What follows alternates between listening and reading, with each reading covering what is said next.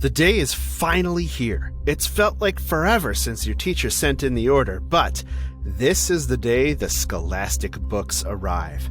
It's an exciting one because you'll be getting the first book in a new series.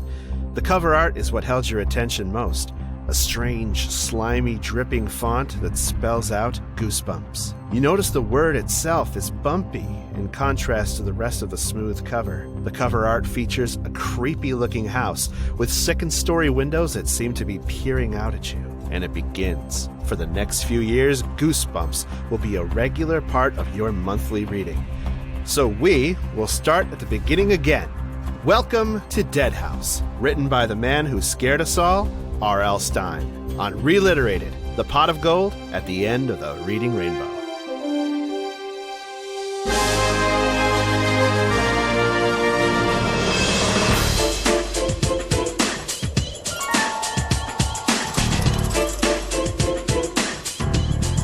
Welcome to ReLiterated. We're the lowbrow book club where three completely unqualified and, let's face it, inexperienced at podcasting men and children read the children's books we grew up with back in the 90s, and we take a look at the lessons we learned back then, compare them to how they look now that we're careening haphazardly toward our 40s. We use language too mature for kids, analysis too immature for literary scholars, and ignorance too profound to be inoffensive to everyone. So that's our warning to you listeners. I'm Andy. I'm Harold. And I'm Josh. Yes, and we are back for a second episode. And as promised, we are going to be giving you... Welcome to Dead House from the Goosebumps series, written by R.L. Stine. Yay! Goosebumps number 1. Oh my god, Goosebumps! Oh my god, Goosebumps! What does R.L. stand for? Wrong answers only. Rusty Lincoln Stein. Josh? Rolling Long Jammerstein. Ridiculously large Stein. Our last one, ReLiterated Stein. Ooh, nice. ReLiterated Stein. Yeah. Well, R.L. Stine, the actual author, has been writing since the late 60s. And his first works were from the comedy genre, and most of it was featured in magazines at his college and then some magazines that came later. He wrote a couple joke books, some humor books for kids, before he finally wrote his first teen horror novel, Blind Date, in 1986.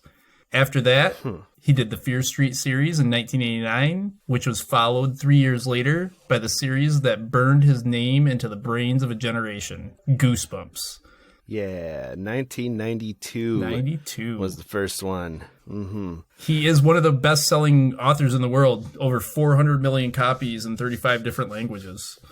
Yeah, that's hella impressive. And just in the Goosebumps series alone, there was 62 in the kind of flagship series, and then 235 so far Goosebumps books between that and the various spin-offs.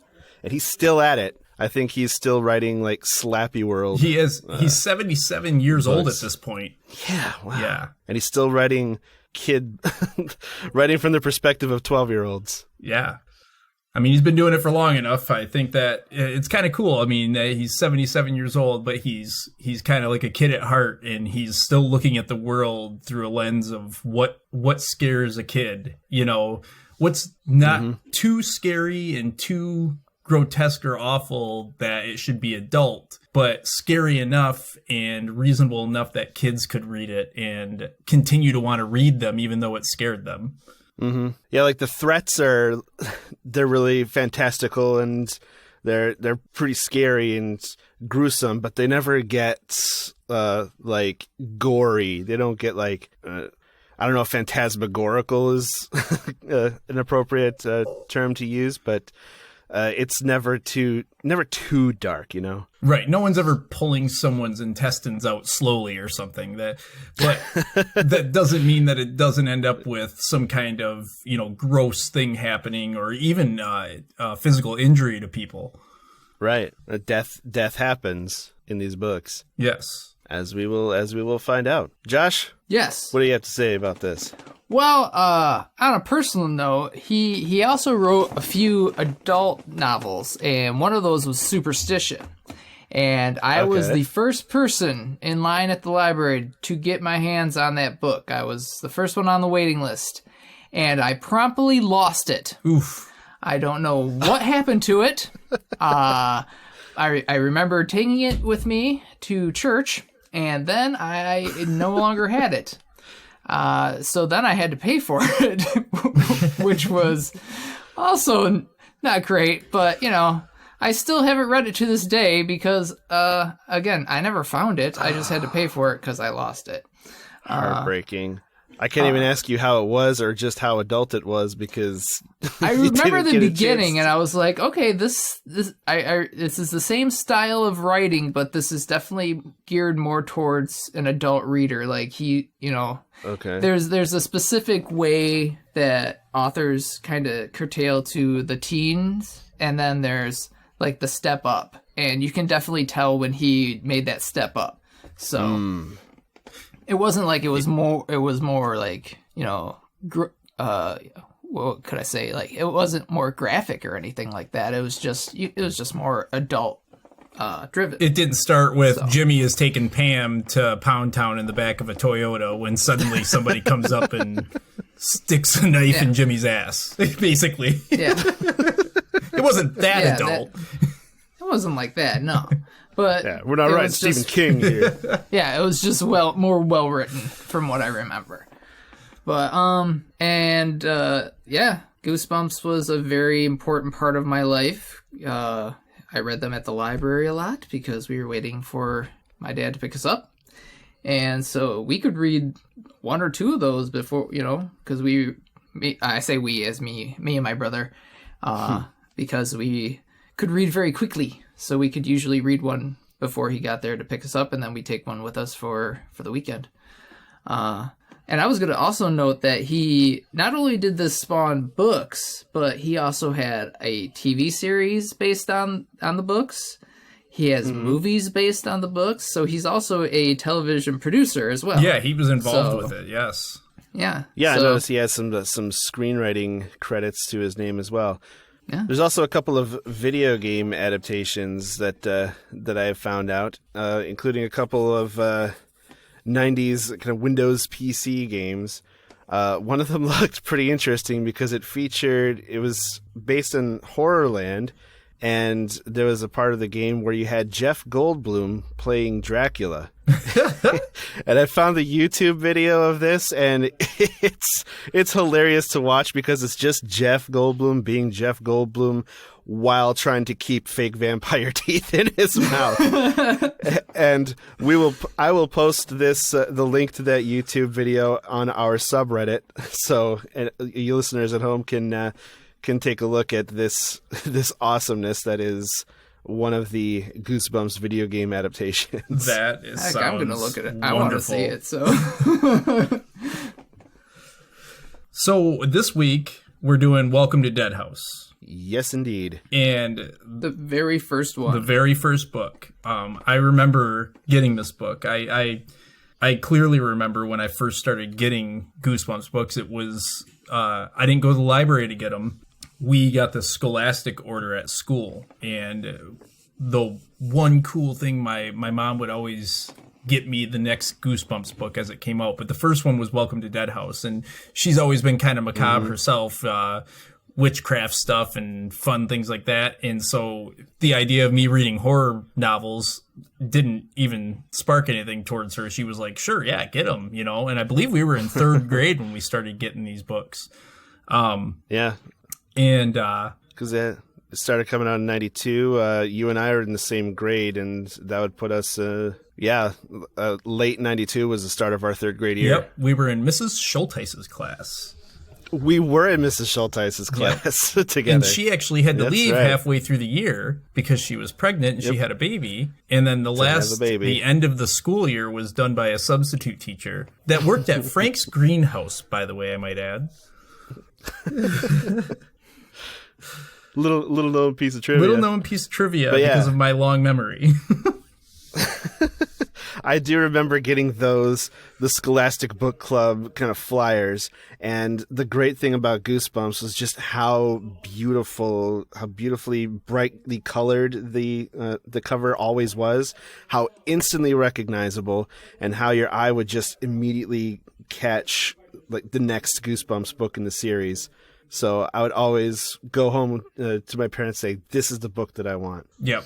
Circle that motherfucker right on the catalog. You need to fill out this order form now. Money now, Mom. Love you, Mom. I don't understand money, and you need to use it. Listener of the show. Yeah. Oh, that's right. Follower on our podcast on Podbean. Yes, our one follower on Podbean so far after one episode. Thank you so much, Esther. Thanks, Mom. Sorry, you have to hear me swear. But yeah, let's get into the plot of Dead House. So Dead House, all right, is about moving to a new home, and Josh, I know that this story rings true to you because according to this, you and the narrator of the book hated this house. Yeah, apparently I hated it. I wouldn't even go in. Yep, the very first line. Josh and I hated our new house. Yep. You're a star, baby. Yeah. I had forgotten this about Goosebumps books, but they're written from a first-person perspective, first-person narration, and I like to write. I don't do it all the time, but every now and again I get a bug in my ass, and I try to write some things that I never share with anybody. But I stopped writing from a first-person perspective at one point because somebody told me that you're not supposed to write from a first-person perspective. No one would read a book written from a first-person perspective. And I had noticed that a lot of books are more written from third-person. But then after I started reading this book, I was like, man, fuck that guy. I am going to start writing from first-person perspective again because these are engaging books.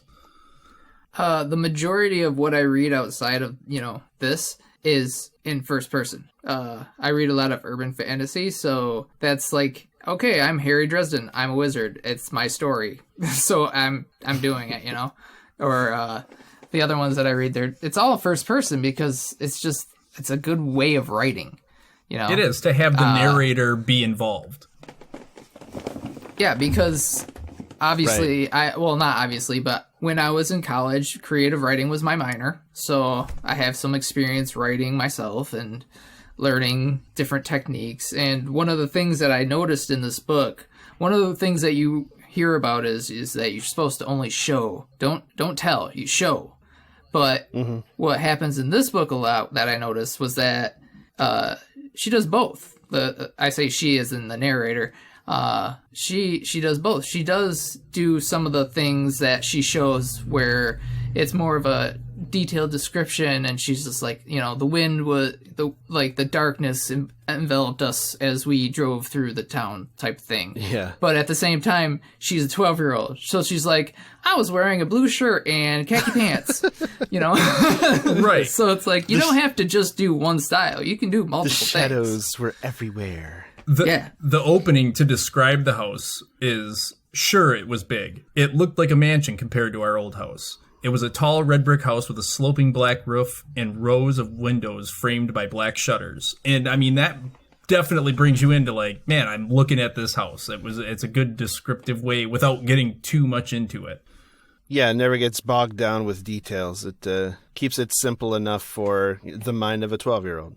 And the themes of there being death surrounding this area, this house, this area, come in with, it says, it was the middle of July, but dead brown leaves blanketed the front yard. So, a time of the year that there should be bright colored leaves in the trees everywhere. There's dead brown leaves everywhere. So there's death is obvious theme from the beginning on this book. You immediately have that dissonance of, how things should be, but it's the middle of summer, but everything is cold and dark, and there's leaves everywhere like it's fall. Something's wrong. So something's not right.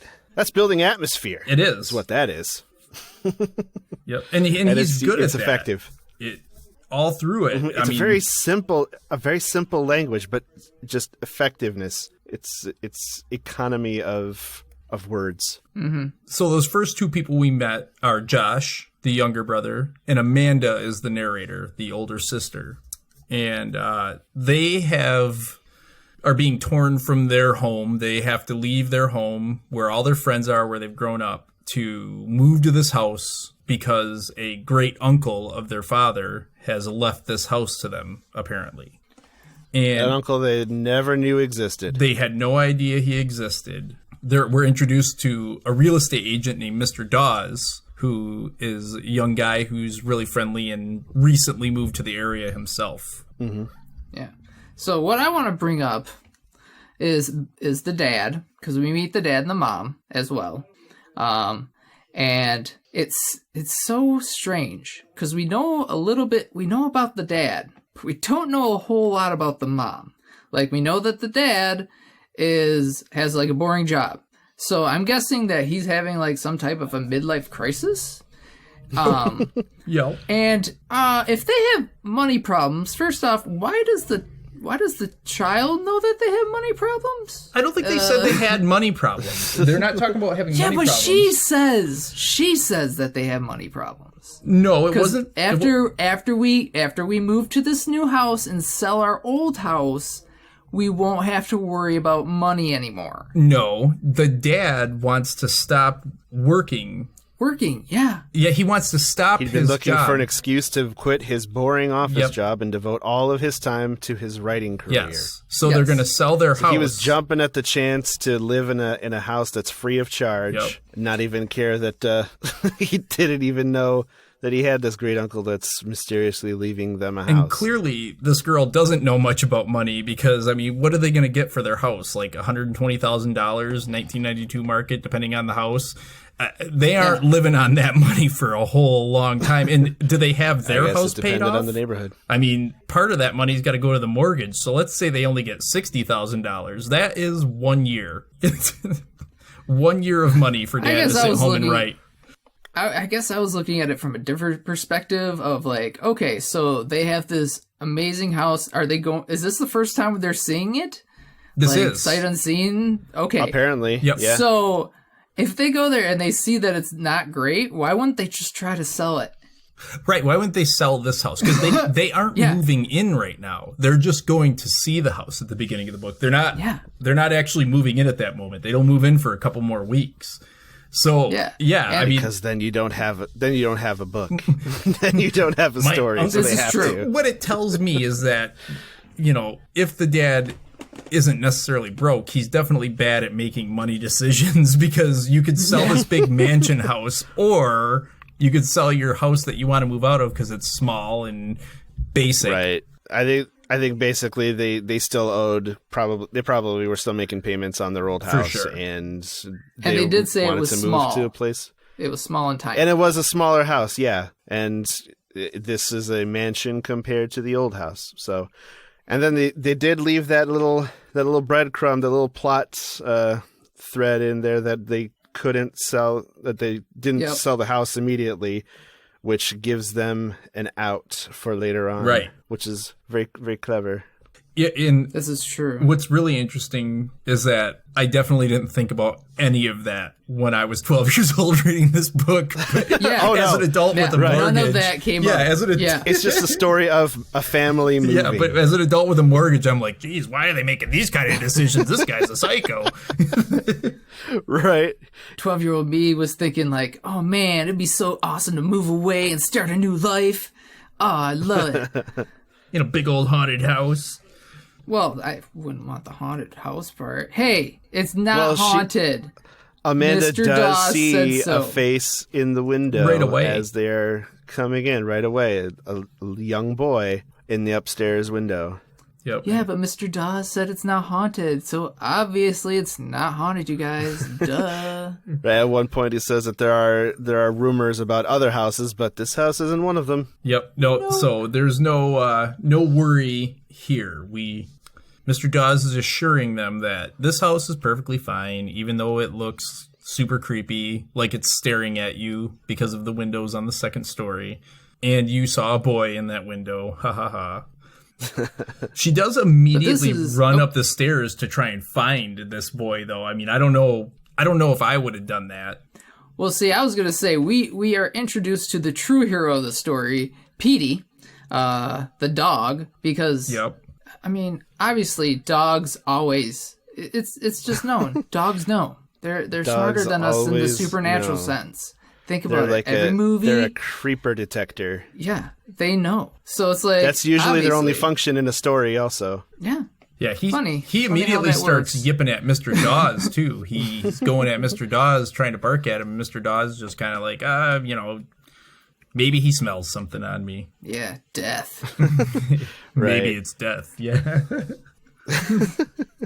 There's a weird kind of hierarchy here in these stories where, like, the parents don't treat the kids... they don't take the kids seriously when they have misgivings, and the kids don't take the pets all the way seriously when the pet starts acting up. That is true. Petey just starts barking, and I don't know what's wrong with the dog. What's wrong with Petey? He never acts like guys? this. What's wrong with Wolfie? I can hear him barking. Yeah, what's wrong with Wolfie? Both your parents are dead. That's when the T-1000 shows up and slices Josh's head off. Yeah. Sorry, Josh, it End was of you that had to story. go first. Better movie. It's a better movie. No, it's not. Terminator 2 is pretty much flawless. I love that movie. But, Yes. But anyways, let's not go Petey off on that tangent. Petey doesn't really like Mr. Dawes. Correct. Nope.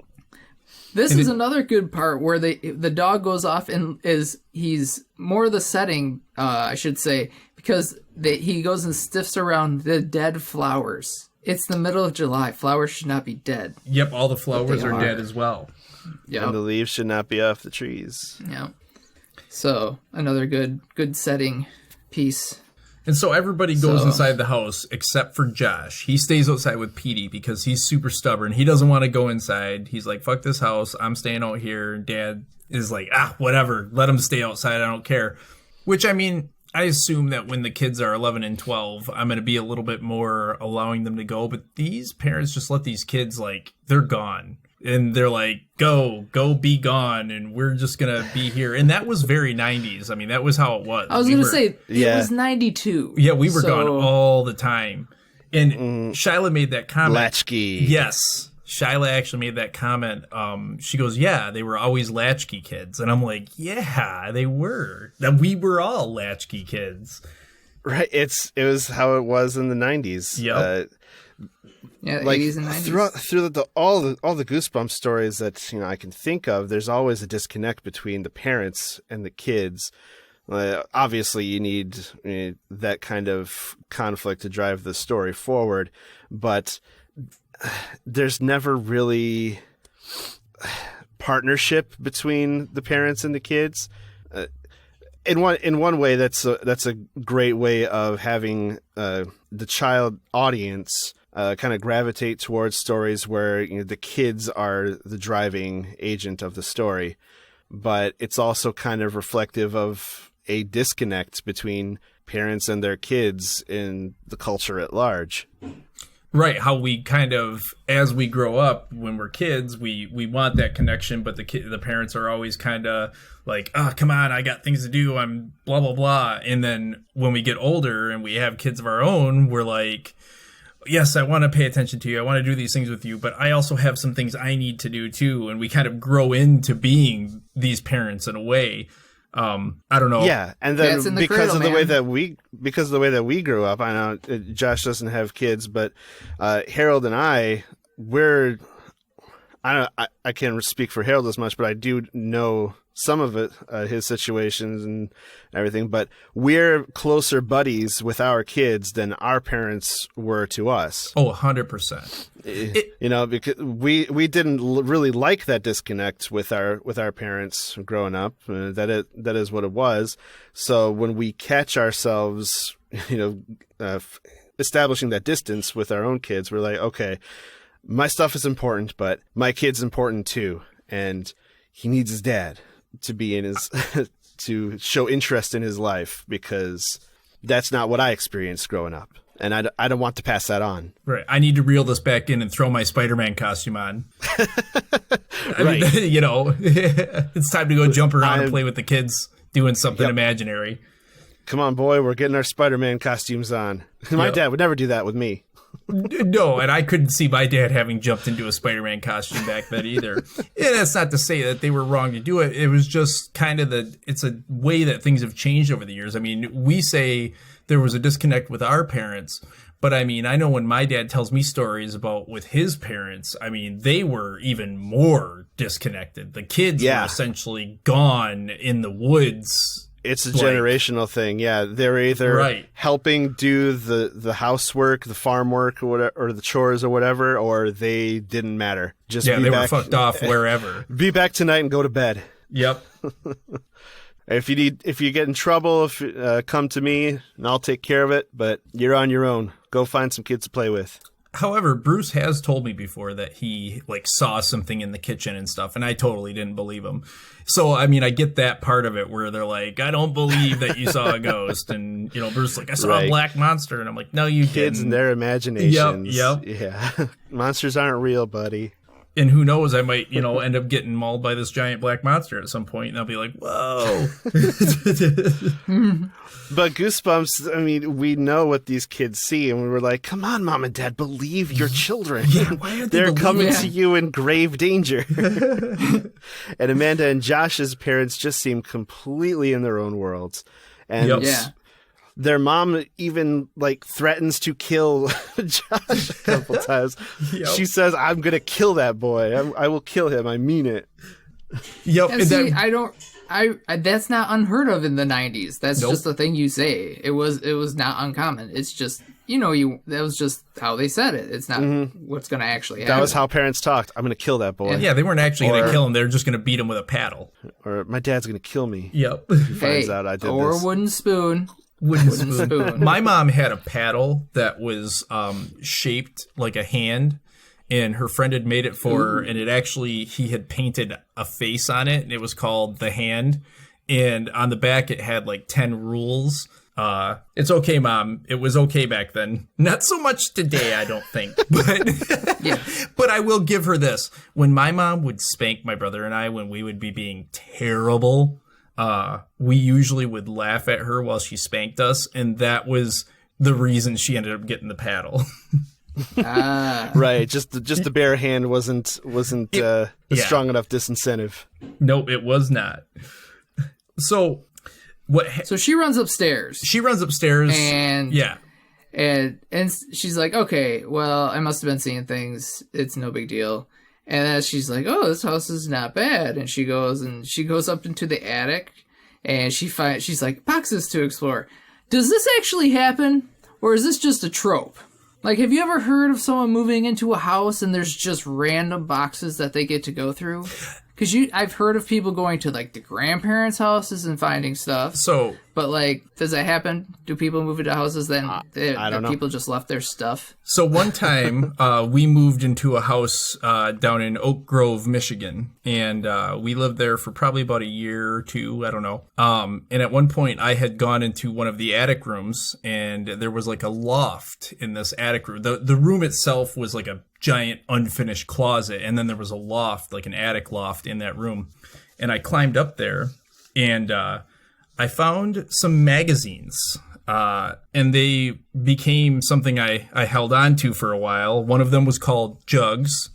The other was called The other was called Shaved, and the third was called Beautiful Behinds or something. It was mainly about anal.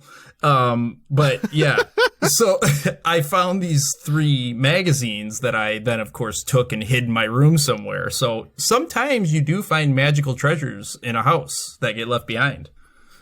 Good old great uncle, what's his face? Yep. Great Uncle Charles. Thanks to great uncle Charles. I got my first Jugs magazine. I have to say I didn't like the Jugs one so much.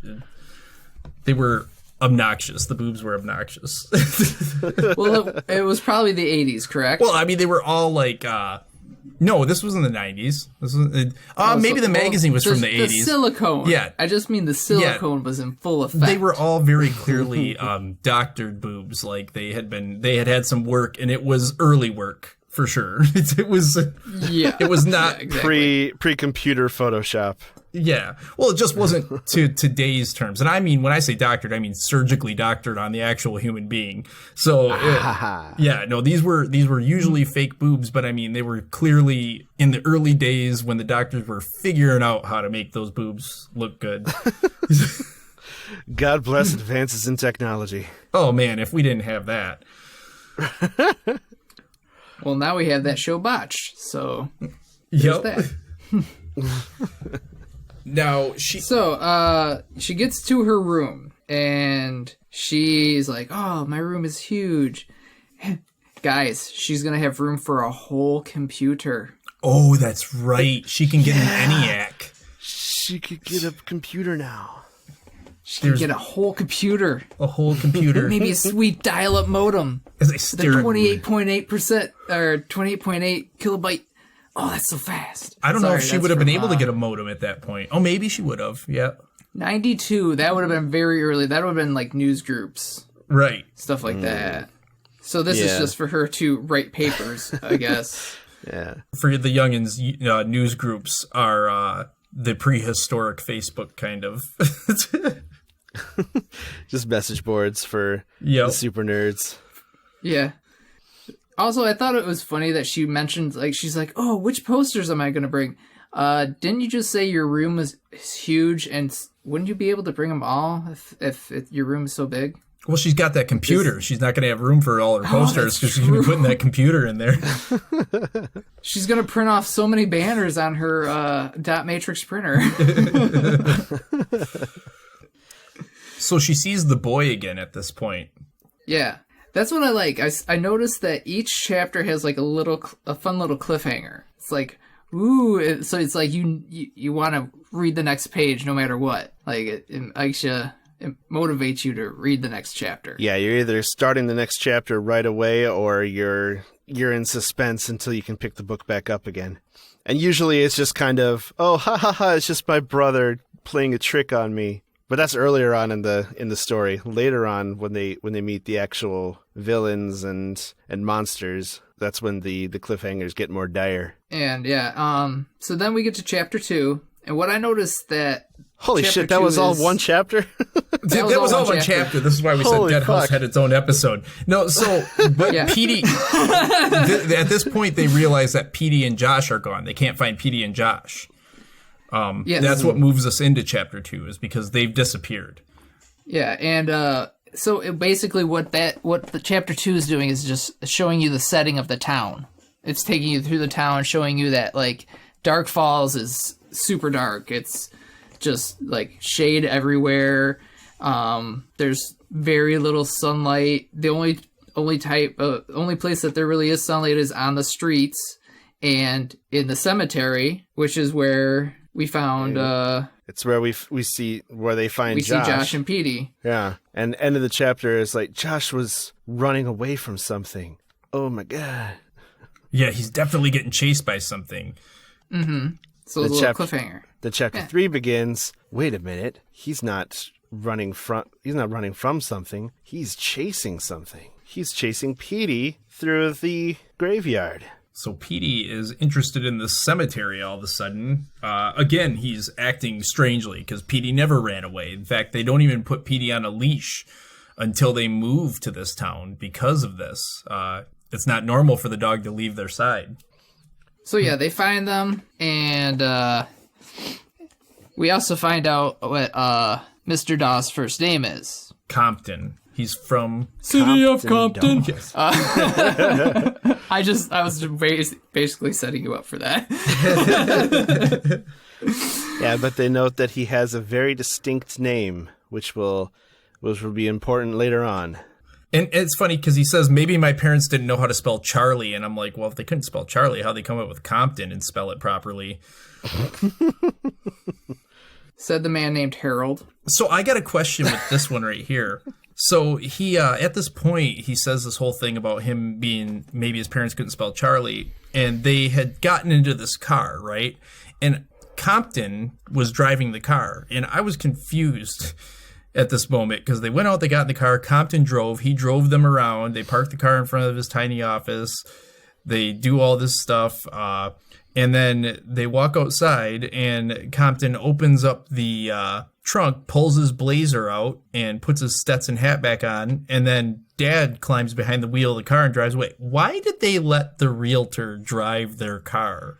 Because they're new to the town and they didn't know the area very well. So they let he knew the area realtor better. drive. I guess, Yeah. but if I were going to be driving around this shady one little tiny school for all the Literally shady. grades. Yeah. One little tiny school for all the grades town, I'm pretty sure Compton could sit in the passenger seat and direct me around. Yeah, it's pretty trusting. Yeah, to just let him drive the car. It I thought is that was weird. 1992. So I think that's just, I think it was part of the time. Like, and you know, small town. I'm from a small town. You kind of just have that trust. You let people do things like drive your car because you're in the car. It's not like, hey, I'm going to take your car and leave. No, you're in the car with them. So Right. What are they going to do to you? You literally know where they live. yeah. This is true. Yeah. Also, like, I'm buying a house, or I'm getting this house from you. So obviously you're part of the town. He's new to the town too, you know, but he knew it better than them. He is a realtor. Realtors drive around a lot. So This is true. Yep. I just thought it was funny. I'm like, I wouldn't let some fucking guy just drive my car. Like, hey, dude, yeah, you drive us. You drive us around. yeah. So, Yep. They go back to their original house, and she's having all these thoughts and feelings, and she's like, "Oh, I just laid down in the bed." That's called anxiety. It happens. It's I believe okay. she even notes that she was anxious. She didn't say that she's anxious. She just says, "I have all these thoughts and feelings," and she just laid down on her bed and stared at the ceiling. That's normal because you're Yep. moving to a whole new place. You have anxiety about it. It's fine. Well, and from a kid's But perspective, you have no control of it either. Yeah, that's what I'm saying. He's presenting it in such a way that he's showing, you know, when you're a kid, you don't know what it is. I didn't know what anxiety was when I was a kid, but I knew what that felt like, you know, those feelings were. So he's portraying it in a way that a 12-year-old would have it, is what I'm saying. Yeah. So Her best friend, she mentions that people were surprised that they had stayed friends. And the reason that people were surprised are because they look so different. She's tall, thin, and dark, and Kathy is apparently fair-skinned with long blonde hair and a little chubby. I guess I didn't know. I don't really think I thought about people's looks as far as whether or not I would be friends with them when I was in elementary school. Yeah, it's a little bit weird. It was weird. Why does similarity in looks or physical descriptions, why would that make for being better friends or not? I don't know. Right. And then she goes on to defend the neighborhood from Kathy because Kathy tells her, yeah, at least you get to move out of this crummy neighborhood. And she's like, it's not a crummy neighborhood, but she had never defended the neighborhood before. So it's again, that change is causing her to be like, I'm suddenly going to defend this place, you know, because I don't want to move. And it's long enough away that, you know, an hour away. Yeah, we would probably drive it pretty easily. Justin and I were friends from an hour away for most of our friendship, at least an hour away. We did a lot of traveling on the weekends to hang out with each other. So it's not unheard of, but, you know, if they want to talk on the phone, again, this is in the 90s. So it wasn't like they could have their own phones to talk to each other on. They had to do that at the behest of the parents. Can I use the phone right now? Because it's the only phone we have in the house and it's attached to the wall. Yeah. And you have to be using the phone to use the internet. Yep. Yeah. If she wants to use that computer on the internet, she's going to be using the phone line. So yeah, she's going to be up late at night apparently because that's the only time that we were allowed to get on the internet. Was after the time that any We important had calls 56K. might not be happening. well, and obviously she'll be getting this computer because Dad's going to sell the house and then have enough money to not worry about money anymore. So Oh yeah, she's gonna come rolling in. She's got space in her room for it. yep. They got writer money, yo. Writer money. Writer income, man. Dad is already, it's just like this award-winning podcast. Dad is already an award-winning author right away. That's right. Who needs to work when you can just say you're award-winning? Amanda and Kathy say their teary goodbyes, and even though they're going to be, Amanda's going to be moving 4 hours away, they say that they're going to visit each other all the time, which they know it's not going to happen. And Yeah, they're 12 hours. Kathy never gets mentioned again in the book, so. No, she is brought up 2 more times. Is she? She's in a dream. Yep, she is in a dream. Yep. And then she mentions her 1 time. Just randomly. She mentions her missed when that. she's meeting the other kids in the town. She mentions That's Kathy. it, Yep. Yep. But it's just an offhanded mention because somebody reminds her of Kathy, I think. Okay, yeah. She never comes to visit again. No. They never actually visit. Yeah. So then They move into the house for real. Yep. It was a dark and stormy night. Dark as night. Dark according to as the book. night during the daytime. The And dog. Amanda is hearing things. She's seeing curtains billow with the window closed. She thinks she sees kids just standing there from time to time. Yep, some girl with black hair standing at the top of the stairs, whispers and giggles from her closet. She lays in her bed and she feels like there's bugs crawling all over her. Yeah, that's yep. So there's some moody, gloomy, spooky stuff going on. Yeah. This is like I put in my notes. There's great writing in here to set up the chill and the fear of the unknown. This is where I actually got goosebumps when I was reading it. I was like, ooh, ooh, There's a happening. goosebump. Ooh, there's a goosebump right there. I just want to. But I want to mention that they and I'm going to mention this just so it can come up later. They hired painters to come in and paint the inside the house and stuff like that around the house. I think I notated the same thing. Yeah, so they hired painters. So the house has been painted. Yes, the house has been painted. Yes, That doesn't seem like it's important now, but it will be important later. it will. Okay, I can't wait. Yeah, so she sees the boy again. She sees him staring out one of the windows. That was another thing There's a when boy in when the they rolled window. up. Yep. She wondered whether or not she should be upstairs alone because maybe that boy was dangerous. I mean, yeah, if there's some kid like hanging out in your house, what the fuck is he doing there? I would want someone to come with me. I would be insistent. Like, someone needs to come with me. There is somebody up here. Of course, they wouldn't have found him. And all the while, she's trying to tell her mom that she sees something, and mom just brushes her off every single time. No, for sure. Doesn't believe her, doesn't go with her to go see what's wrong or anything. She's just always busy. Always too busy. Too busy. They had to unpack everything. They still needed to unpack everything. The movers didn't get there right away, but once the movers did get there, they needed to unpack. And so these kids, they needed them to get out of the house. Go on an unsupervised walk in this town where we know no one and you don't know where you're going right now. Get out of here. Don't come back for hours. I guess there's like 2 types of people. Ahead. Like when you guys are move, jumping way ahead. when you move, like I guess there's 2 types of people. Everything has to be unpacked and put away as soon as fucking possible, or it takes forever to to be finished unpacking. I've been in my house for 10 years one and or there's the some other. stuff that isn't unpacked. From your move into the house. I don't think that everybody unpacks everything, but it's just a sense of urgency with which you need to set up your new living space. No, and I mean, the stuff in the basement that isn't unpacked surely doesn't need to be in our living area. Yeah. Right. Josh, So I actually wanted to go back a little bit because you guys are jumping way ahead. There's a whole bunch about this whole first night that I wanted to bring up because this is where we bring up where the sibling relationship is really brought together. Because what happens is her little brother, she goes up to investigate and to see if there's a boy upstairs. So she goes up there by herself, but then Josh does go up and scare her. But then she turns around and does the exact same thing to him and scares the crap out of him. But then the true hero comes along and licks her hand like, "Are you okay?" Because PD is a true hero.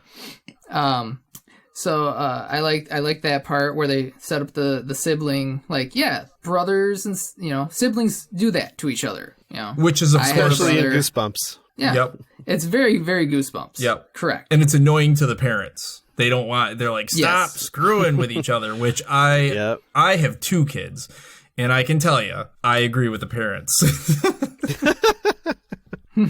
Just call a fucking truce already and stop. My goodness.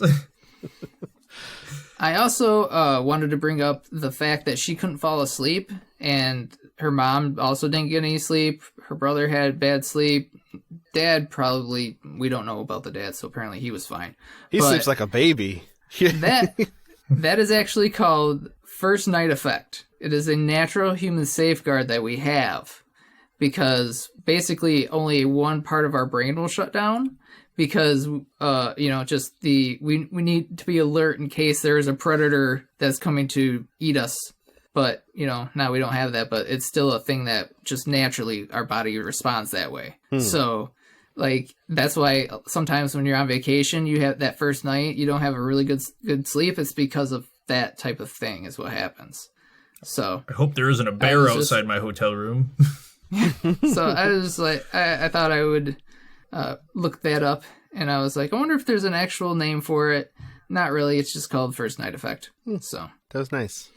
And you guys just skipped over the dream. Come on. No, we didn't. I don't think we got there yet. We didn't get there. Well, see, you guys had already talked about the girl, and that girl hadn't come into play yet. So yeah, that's true. Well, you just mentioned that she was there. So no, she does have a dream that first night. She wakes, or let's see, she had the dream.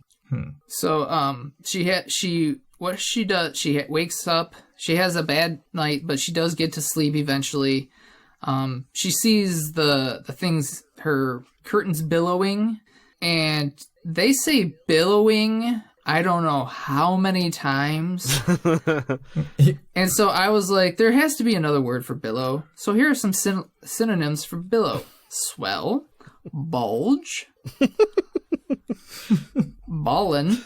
I know that one doesn't really work in this case. But in this case, moving. You could say moving. Right. So those are just a few synonyms for billow. Just letting you guys know that. But I can remember as a kid, like reading, so like as I was reading through this, Bruce was looking at it with me, and he wanted to try and read some words, and we would come to some of these words, and I can remember reading these words when I was a kid and loving like a word I hadn't seen yet, and billowing would have probably fit into that. In any case, when she got up to go close the window to stop the wind from blowing her curtains, the window was not open. It was creepy, closed tight. So yeah, and then so it's closed, but she gets back into bed, and then that's when she has the dream. That is when she has the dream. She dreamed that they were all dead. They were sitting around a dinner table, and their skin was gone. Our skin was gone, and only gray-green skulls were left. Bits of flesh clung to my bony cheeks. There were only deep black sockets where my eyes had been. And they actually were sitting around the table, and their platter and their plates were filled with gray-green bones piled up. Human-looking bones. Mm-hmm. And this is where Kathy gets a little bit of play. I was going to say, yep. Kathy's at the door. There was a loud knocking on the door, and it was Kathy. And they could see her, but she couldn't get up to open the door. It was, and I think we've all had that kind of dream where we can't move, or we can't run. Yeah, you can't get away. Can't get away. So Kathy represents the safety that she left behind, the outside world. Like she's now trapped in some place that she can't get out of. Yep. And when she woke up, a dead place. A dead place. A dead house. Whoa. He said the thing. Roll credits. When she woke up from this dream, it was morning. The curtains were billowing again, and the window was still closed. Still billowing. Dad's suggestion still here. Billowing. They're still billowing. Dad's suggestion here when she says this, he says, there's got to be a leak. And she says, no, there's no leak. I felt around. There was nothing. He goes, there must be a pane missing. And I'm like, a whole pane of glass missing from this window? Like, that's an issue. That's a serious issue. Maybe there's no window there at all. Did you check? Did you try to feel the glass? Maybe it's just so... Maybe since it's not double pane, only single pane, the air is still getting through the glass. Yeah, glass on an atomic level would actually be somewhat porous. But yeah, that dream, the imagery, this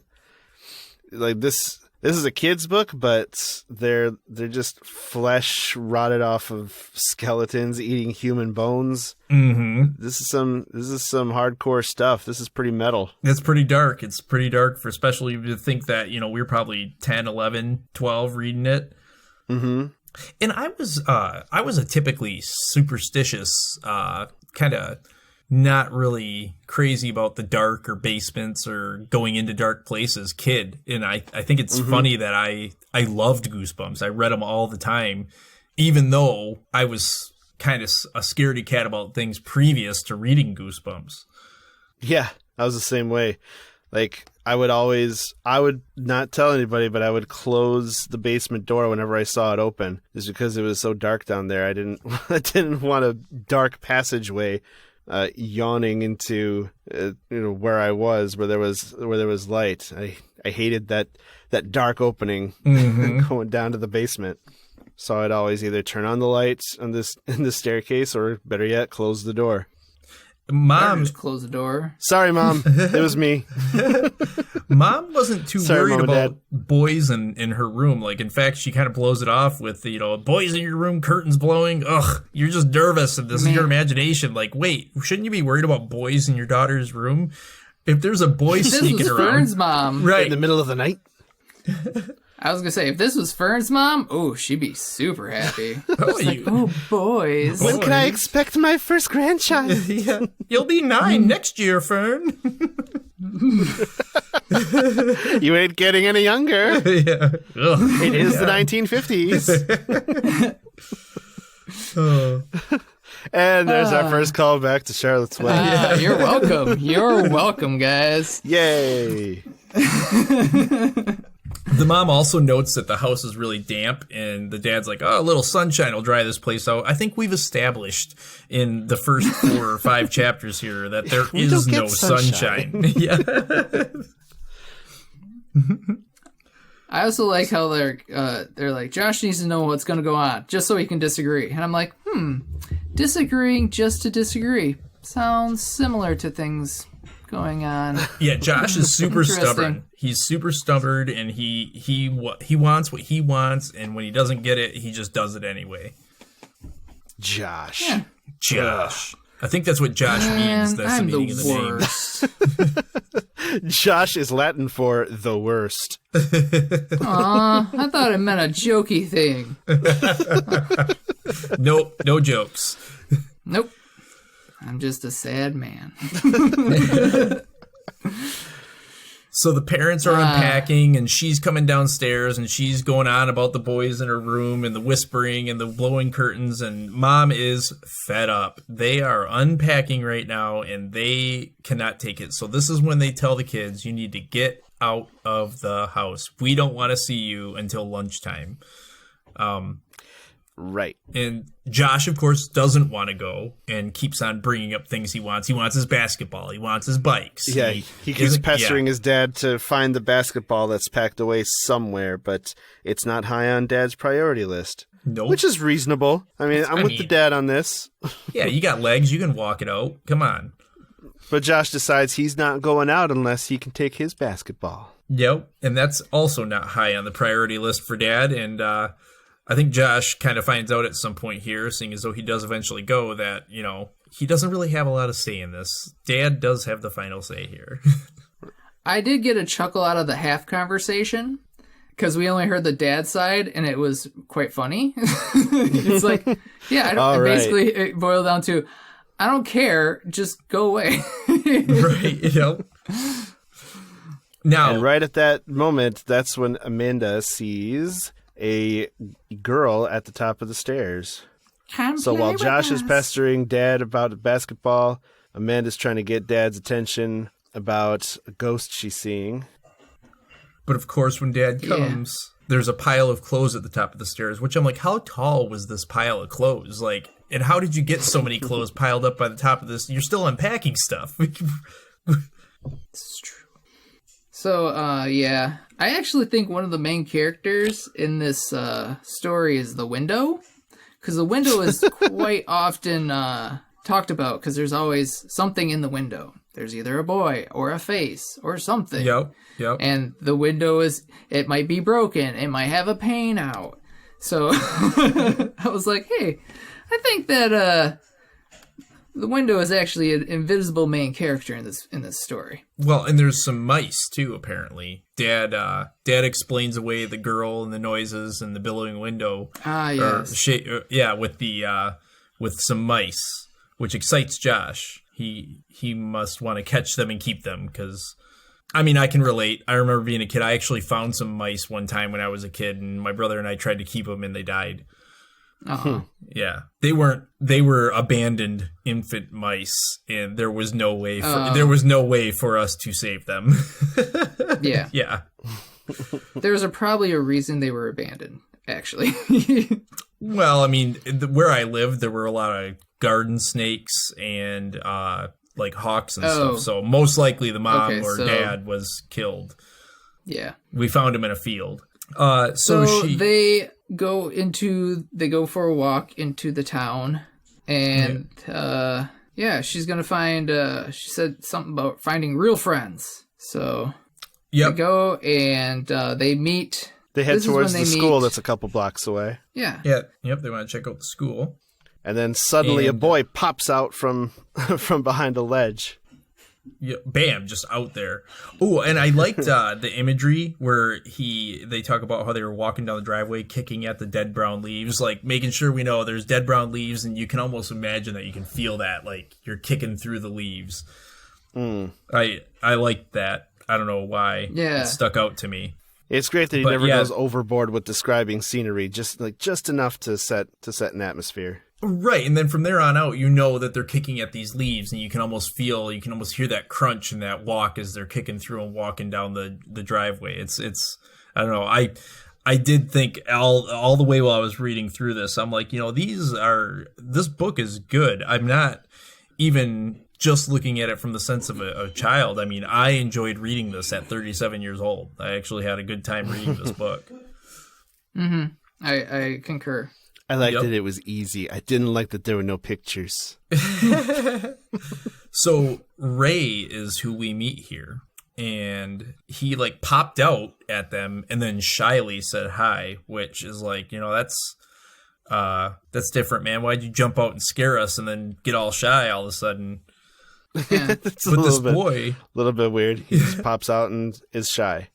This boy has wavy blonde hair. Not anything that she thinks to be strange at this point, but the description of the boy that was in the house was somebody with blonde hair. So, and the true hero makes it known. Petey, not he to trust doesn't like him. Ray. He doesn't like Ray. He's barking, he's yipping, he's sniffing, he's growling, and Ray also says, "Well, maybe he just smells something on me." So you call him a hero? I think he's just a glorified Geiger counter. You don't like dogs. You don't like dogs. I don't really think dogs are people. You don't understand dogs. They're not people. They're dogs. But dogs Who does he great. save? Who does the dog save? He can't even save himself. Dogs are better than people. That's because they of it. put them on a leash. Yeah, they put him on a leash and totally screwed it all up. He could have done it if that wasn't the case. He could have taken out all those dead fuckers. Yep. But anyways. So Ray tells them, hey, let's head over to the playground and play, which, now they've met somebody. This person knows the town. And Ray also... You're jumping ahead, nope, dude. I'm not jumping. I'm not jumping. Ray also tells them that he lived in their house, which stuck out to them. Yes. Not jumping ahead. Yeah, and so he says he lived in their house. And they're like, what? Yeah, Amanda believes that he is the boy that she saw earlier. She says, you were in our house. Yep. And to this he goes, huh? I haven't been in your house in a long time. Yep. I used to live in your house. which is a very kind of clever Weird. phrase. Yep. If it's your Uncle Charlie's house, though, did Uncle Charlie just get it and then die? Yeah, I don't know if Or that what? thought was ever brought up, but Yeah. They might not be here's thinking a about kid it. who used to live in that house that used to belong to their great uncle. I mean, that was my first thought. It was like, if you used to live in that house, how long did my Uncle Charles have the house for? But then they don't really explore that. Right, because this kid's like 12, 11, something like that. Yeah, You know, they don't somewhere make in their that age. connection. I Nope. didn't make that connection earlier. No, not right until away. now. Yep. Yeah. And they hear it quite frequently from a bunch of different kids. Yep. Yeah. Ray makes a nice joke here. It's dead around here. Ba-dum-tsh. Yep. So, All kinds He of also- play. He also mentioned that the house was nice and shady, which is something that Josh and Amanda really hate about this house, is how dark it is there all the time. But Ray Yeah. sure likes that it's shady there and the sun isn't really shining through. Mm-hmm. and then this is about the time that we meet a bunch of the other kids. Yep. And I think They head they to don't the really go playground into- behind the school. And Yeah, meet they up don't with a really bunch go of into other kids. detail about it, but they do talk about the one girl who was wearing spandex. And I'm thinking she was from, and her time period is from the 80s. I'm wondering if they keep the clothes that they were wearing at the time, because then it would be like, wouldn't they notice that they had like a dated appearance? Well, and Man, you're thinking way too deep on this stuff. you are thinking deep on it, but it actually brought a thought to me. Like, they play with these kids for a while going forward, and if they're wearing the clothes that they were wearing from their time period or whatever, did they wear the same clothes every day? That would stick out to me. I would think at some point, I'd be Yeah. like, dude, why is Ray still wearing that t-shirt or sweatshirt rather? I liked that they went through and they started naming off all the kids. And Amanda's like, yeah, he was trying to tell us all the names, and it was impossible for me to remember all of them right now. There's no way. Yeah, and I relate to that. I hate when people are like, I'm so-and-so, I'm so-and-so, I'm so-and-so. I'm like, okay, I'm definitely going to have to pretend like I remember these people's names until I can cleverly get them to say their names again. So Right. But there's a very good reason why they give full names. Yep. First and last. at this point in the book. First and last name: George Carpenter, Jerry Franklin, Karen Somerset, Bill Gregory. And yeah, they all seem like pretty normal kids. Yep. I mean, honestly, this was probably the scariest part of the book for me. It's a gang of teenagers just without supervision. That's terrifying. Dude, I mean, we're in our late 30s. Teenagers. Exactly. Teenagers are definitely suspicious without having done anything. It doesn't matter what age you are. You get a group of teenagers together. I've always been afraid of groups of teenagers. I don't know. They're I was in terrifying. some groups of teenagers that were all right. Even when I was a teenager, I hated groups of teenagers. Yeah. Even when I was in a group of teenagers, I hated other groups of teenagers. This is true. I was afraid of them. So her new friend Karen actually says something softly at this point and doesn't elaborate after it's said the first time. She says, I used to live in your house. And Amanda tries to ask her, like, what did you just say? But then Ray interrupts and says, hey, let's go play on the playground. And Amanda's, she's kind of like, yeah, maybe I misheard what she said, But it was strange that another person said that they lived in the house that they're living in now. See, what I think it is that Karen was actually trying to warn her. That was the only way that she could do it without being without them, the people knowing, is like, oh, I used to live in your house also. Right. Like, why did all these people live in my house? Yeah, Karen may have been trying to warn her because Because we'll talk about it later too about Karen. Well, even And this so, sets at up this a moment. point, Go ahead. at this point, Amanda notices that the kids have formed a circle around them. Right, that's what I was about to say. It sets up a moment that gave me goosebumps for sure. Like one of the most tense moments in the book. She realizes that she's in the middle of a circle of kids who are just kind of staring at her, smiling how does it say it? They were smiling, but their faces were tense, watchful, as if they expected trouble. 2 of them I noticed were carrying baseball bats. The girl with the green tights stared at me, looking me up and down, checking me out. No one said a word. The street was silent except for Petey, who was now whimpering softly. So Petey stopped barking. But he's whimpering now. Now he's like... Yeah, it's "Oh." like... Yeah, it's like we need to go. This is a powerful moment. This is the power move of the kids introducing themselves.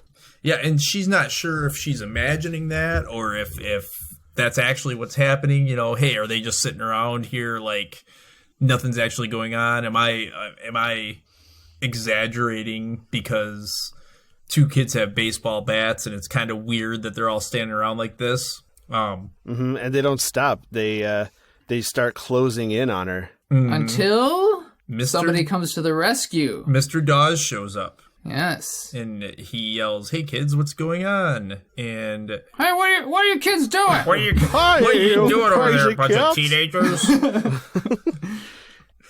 this is the reason This is the reason I liked Grown Ups, is because they split up groups of teenagers.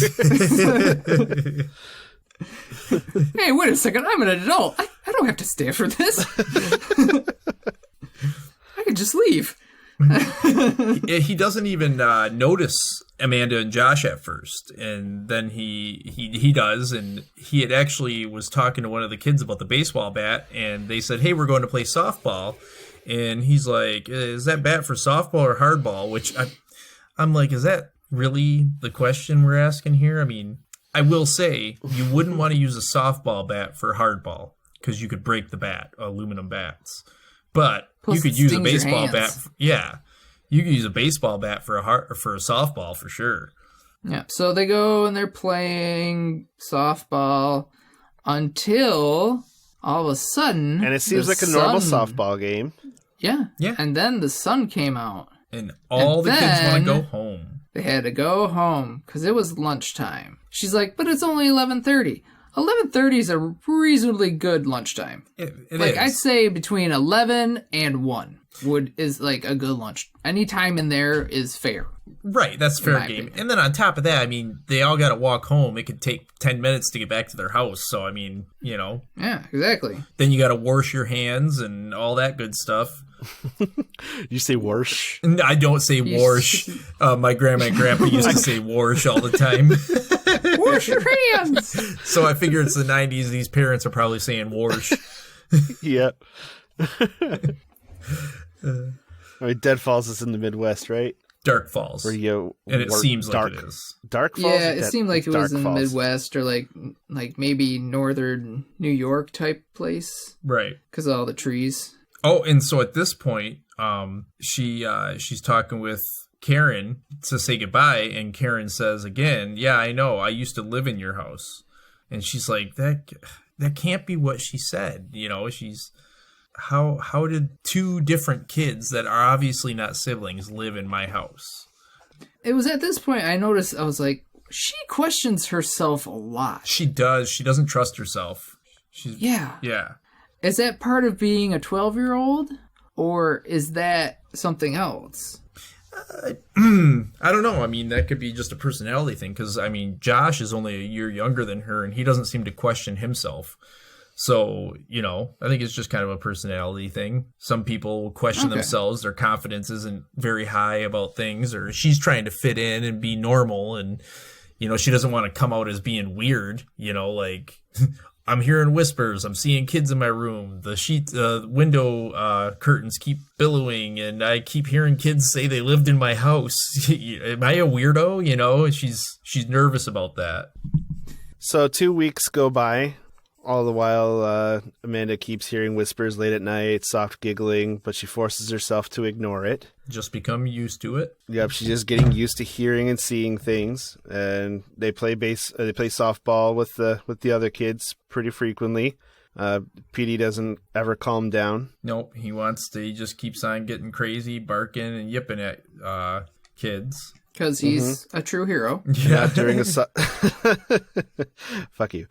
And then during a softball game 2 weeks later, Petey breaks away. He breaks out of his leash and runs away. Yep. Or at least we would assume that he ran away. We'd assume that he broke it out. He broke out of the leash and ran away. I mean, but he didn't break out of the leash. He broke he didn't. The leash went with him. Yeah. He broke free. So I'm guessing it just came. It got untied somehow. But anyway, he gets loose. Did he? It says that somehow he had broken out of his leash and run away. I would assume that the leash was still there at the fence. The leash is with him, though. Yeah, the leash is with him. And so maybe it's an inconsistency. Maybe it's an it might be an inconsistency because the leash is with him later. You disappointed me. How dare you? How dare you? But it was his first effort, you guys. Come on. My thing is did he break out of the leash or was he pushed? Oh, I think we all know the answer to that. Yeah. So I mean, a dog barks at me for 2 weeks straight. I might do something. You might push him. I might push him out of a leash. Yep.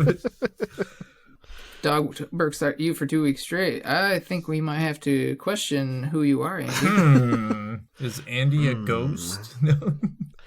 Obviously, I am. So they go looking for Petey. Yeah. And it's funny, they walk for hours. This is a small town. They walk for hours. They go from block to block. They notice that basically, everything looks the same. The houses are all brick with shingles, brick or shingle, and everything is shady. The shady trees are everywhere. So it's consistent from the beginning where the only place there was sunlight was on the street. And they get lost at this point. Well, they get lost for a moment. Like 2 sentences. For a moment, yeah. But it's just that fear of, like, we don't know where we are. The fear of the unknown. And they didn't have GPS. Right. So they didn't have phones to carry with them. Right. They probably didn't have a compass with them. The compass. Yeah, they get lost for just for a hot minute, and they turn a corner, and oh look, there's the school playground. So we figured, hey, maybe Petey went home. Let's go home to look for him. Duh, they should have thought of that first. And I believe they mentioned that. Yep. They smacked themselves in the head. Idiot. Of course he went home. Of course. We should have checked there first. So they go home. Did they hire painters? They did hire painters. And if I hired painters, would I have them paint everything I wanted painted? You would think. I would think. I mean, I've just sold a house I had a mortgage on money that's going to last me forever. Oh, that's right. They hadn't sold the house yet. So he didn't have the money. Maybe he got cut off at that point. You can paint all the walls, but mom and dad are painting the back porch. Oh, I can see that. Yeah. I mean, I think that if I'm going to hire painters, I'm going to have them paint the back porch too. You know, I don't know why I would pay for them to paint everything else and not that. Yeah, I don't know. Or just the interior. Maybe they wanted to do bits and pieces of it. I don't know. Yeah. For some reason, their parents are back at home painting the back porch, even after the painters came through. Yep. It just gives them something to do. It's something to do. These parents, something to be busy doing. As long as they don't have to be interacting with their children, it's fine. Yeah. Correct. But this is cold-blooded. They're too busy to go help find their family pet. Right. Both the parents could give a shit about this dog. Or their kids. Dad's just got no time for the dog. Mom is willing to take them around to look for the dog, but the kids need to eat some lunch first. So they don't die and get her in trouble. Yeah. I mean, come on. I don't give a shit what happens to you if you're out there and I'm not watching you, but if you're here right now, I got to feed you to make sure you keep living. Well, mom and dad cared enough to call the police about the missing dog they have no luck finding him after lunch. Lunch of PB&J, classic staple food. They gulped down some peanut butter and jelly sandwiches. Then mom took the car out of the garage, drove around, and searched for their lost pet with no luck. And dad is totally at this point like, hey, he's going to come back after they've called the police. They've done everything they could.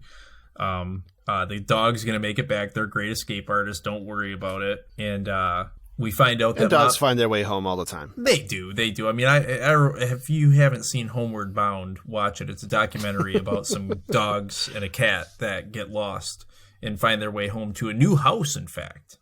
Oh yeah, a place they'd never been to. Yeah, they find managed their to track family. down their family. Yep. Cross country almost. But at this point, we find out that mom and dad are going to a party tonight. There's a big party that the neighbors big are throwing. Dinner party. Yep. And dad doesn't really feel like partying, and mom doesn't want to. They've been painting all day on this porch. I imagine it's probably a pretty big porch, so they're pretty beat from painting. It might be like the Porch of Seven Gables, man. That goes all the way around the house. That's true. The professional painters are like, I ain't touching that. They ask the kids. No, that's who you hire the professional painters to paint. That's what you do. Yep. The walls are easy. You get them to paint the porch. Have them paint the porch, for God's sakes. Yeah, why are you painting the porch then? So they ask the kids if they'll be okay there by themselves that night while they go party. And yeah, the kids are fine with that. No parental Well, yeah, they've been on their own ever. all day. Well, And they'll be on their own all night. I believe 12 years old is, maybe not anymore, but at least back then, 12 years old was old enough to babysit younger kids. You could get a babysitting license at 12 years old. So they're old enough to babysit. I don't know how late into the night they could be alone, but I know that 12 years old is definitely old enough to babysit, so it's old enough to stay home by yourself. Yeah, I remember, when did that start happening? I was probably 10 or 11. Yeah, no, I was 10, 11, 12. I'd say closer to 11 and 12 when I started being able to be home, and I would watch my sister, and my brother's 2 years younger than me, but between the two of us, we did a pretty good job of keeping an eye on things. Yeah. Till, after school until parents got home or whatever. Yep. The dog doesn't come home. They wait all night. The dog doesn't come home. The kids finally decide to go to bed. She hears the whispers inside her room again, and she just isn't even scared. They're even more active. They are. They're constantly active, and she's not even scared or surprised by him at all anymore. It's like, whatever. It's just some whispers. Probably the mice, might be what she's thinking. Because Dad's busy painting the porch. He hasn't bought any mouse traps. This guy can't get shit done. Has he written anything yet? He's painting the porch. Too busy painting his house. And unpacking. His porch. And unpacking. It's been 2 fucking weeks at this point. Yeah. I know. And but So when she walks Josh- in her room, go ahead. Well, she walks in her room and there's clothes strewn all over her bed, which is weird because she thought, my mom wouldn't have necessarily. Maybe she was in a hurry, but why would she just throw it all over the bed instead of putting them away or hanging them up? Which that shouldn't be mom's job. Those are your clothes, Amanda. You're 12 years old. You're old enough to stay home and watch yourself without adult supervision. Yep. You can fold your own damn clothes. Yeah, I don't know why mom should have to do that. But she does end up picking the stuff up, put it away and everything, and she goes to bed. The end. Well, Josh was starting to say something about the brother. Yeah, go ahead. Yeah, until Josh shows up, and he's like, I know where Petey is. He has an idea. Come with me if you want to find our dog. Yeah. So he's like, I bet you he's in the graveyard. And I was thinking, yeah, why didn't you look there before, idiot? But And then he has a super bright halogen flashlight. Yeah, specifically Yes. a halogen. Mm-hmm. And then I have in my notes there is a Kathy mention right here. So Oh boy. she does mention the best friend again. I'm looking. They also right here they have a good banter back and forth where they're and he's like, are you ready? Obviously I am, idiot. It's like, yep, that's how siblings talk. But also we'll note that it's after midnight at this point. She looks over and she notices that it's after midnight and the parents are not home yet. They're still out partying. Even though they didn't want to go to the party, they're still out partying. They're swingers. Oh, they met some swingers. Key party. Key party. Leave the kids at home. All your crazy ghost kids. But yeah, like you're Ghost saying, swinging. they didn't think about going to the cemetery earlier, and all of a sudden now at midnight he wants to go to the cemetery with a flashlight. I mean, that is a big fat no for me. That easily would have been clearly a no. However, as an older brother, I can say that if my brother had been super insistent on going and he would have been like, I'm going to go whether you go with me or not, I'd have been like, if I fucking die, I'm going to kill you, dude. But I got to go because I'm your big brother and I can't let anything happen to you. I know I would have felt that way. Right. Oh, yeah. That's a definite. Yep. So we understand why she goes. Yeah. Yeah. Only one person can hurt my brother, and that's me. Right. That's how that works. Right. If we get there and something's going to kill us, I'm killing you first before it kills me. Funny story about that type of thing. One time, my brother and I were at a birthday party, and they put us on opposite teams. And being, I think we were like probably 16, 17, so he was probably like 14 or 15. And this game that they had us playing basically just devolved into this giant fight between everybody. And so, like, I see somebody on my team tackle my brother, and I go, hey, leave him alone, that's my brother. And I start beating up on my teammate. My brother's like, hey, Josh, thanks. I was like, no problem. And then he gave me an elbow drop. So... Your brother gave you an elbow drop? Yep. So that's how that works. That's gratitude for you. Damn. Yeah, well, that's why we're good friends. That's why we're, best friends nowadays. So. Yeah, I'm still pretty good friends with my brother as well. Exactly. Brothers. So All Josh. right, so Amanda and Josh sneak out to towards the cemetery. Yep. And they say, we'll be back before Mom and Dad get back from the party, which is like, it's already after midnight. They should be coming home pretty soon, you'd think. I mean, how long do you think they're going to be gone? But the cemetery isn't that far away either. Right, it's a small town. Right. And this is where they mention Kathy. Oh, okay. Yeah, So, she mentions that Kathy. it was an adventure, something to write about to Kathy back home. Yep. Which she still considers her old house back home. Yep. I live in California, but when I say when I'm coming to visit you guys, I say I'm coming home. Now, home is where the heart is, Yeah. And we've got your heart right here, buddy. Yep. Yeah. Yep. In the cold, cold Michigan. I'm going to stay here where it's nice and warm. California. I keep your heart in a glass jar, and it's only at my sorcery that you still live.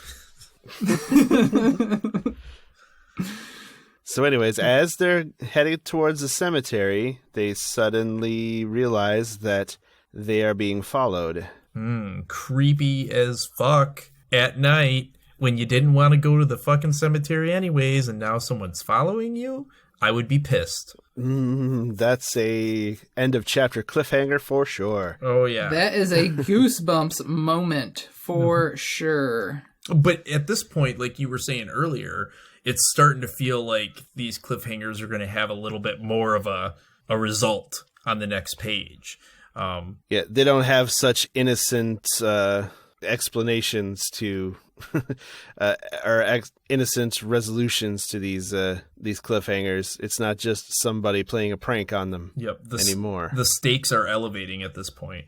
And it's Ray. It's that creepy blonde kid, Ray, who jumped out and scared them way back when.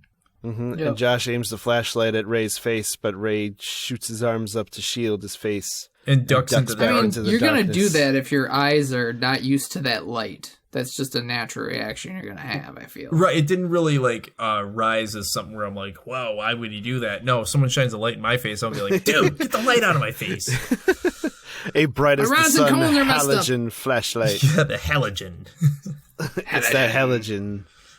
Yep. And they, of course, tell him that they're scared, and Ray says he would have called out, but he wasn't sure it was them. I mean, who the fuck do you think it was? You were following them. Why were you following them? Why indeed? Mm-hmm. So, but they tell Ray that Josh believes that Petey is at the cemetery. Mm-hmm. Ray doesn't like this idea. No, he does not. Yep. not a fan of the cemetery, and he's kind of telling them, like, you really shouldn't go there, even though this kid is apparently pretty normal for him to walk at night after midnight by himself. It's just out for a walk. Yeah. His parents are not home either. Yeah. They're at the big swinger party. For sure. Everybody in that town straight fucking. While their kids wander around wondering what's happening. Well, and even how Ray tells them not to go, he doesn't say you shouldn't go. He tells them, no, you're not going. In a threatening tone. Mm-hmm. But then they're like, oh, it's because it's a cemetery at night. He's just scared. And then he even tells them you'd be nuts to go there at night. And they're like, no, we're going to get this dog. At this point, we've already left the house. It's after midnight. I woke up. Josh has got a flashlight. We're good, bro. I mean, seriously, what could possibly happen? It's not as if we have to go save the hero. Yeah, and it's not as if a cemetery has living dead or something in it, It's right. They're all dead. They're dead. Yeah. We know that. And Petey has some sort of fascination with the cemetery, so obviously that's where he is. Yeah. He wants to gnaw on some human bones. He's probably digging someone up as we speak. Yeah, that's what Amanda's dream meant. Right. Exactly. His family eating bones. It's Petey eating bones. He likes bones. So they kind of brush it off as Ray's just afraid of going to the cemetery. He's just being a wimp about it. He doesn't want to go. So they start jogging towards the cemetery. And Ray follows reluctantly. Pleading with them to stop the whole time. Yep.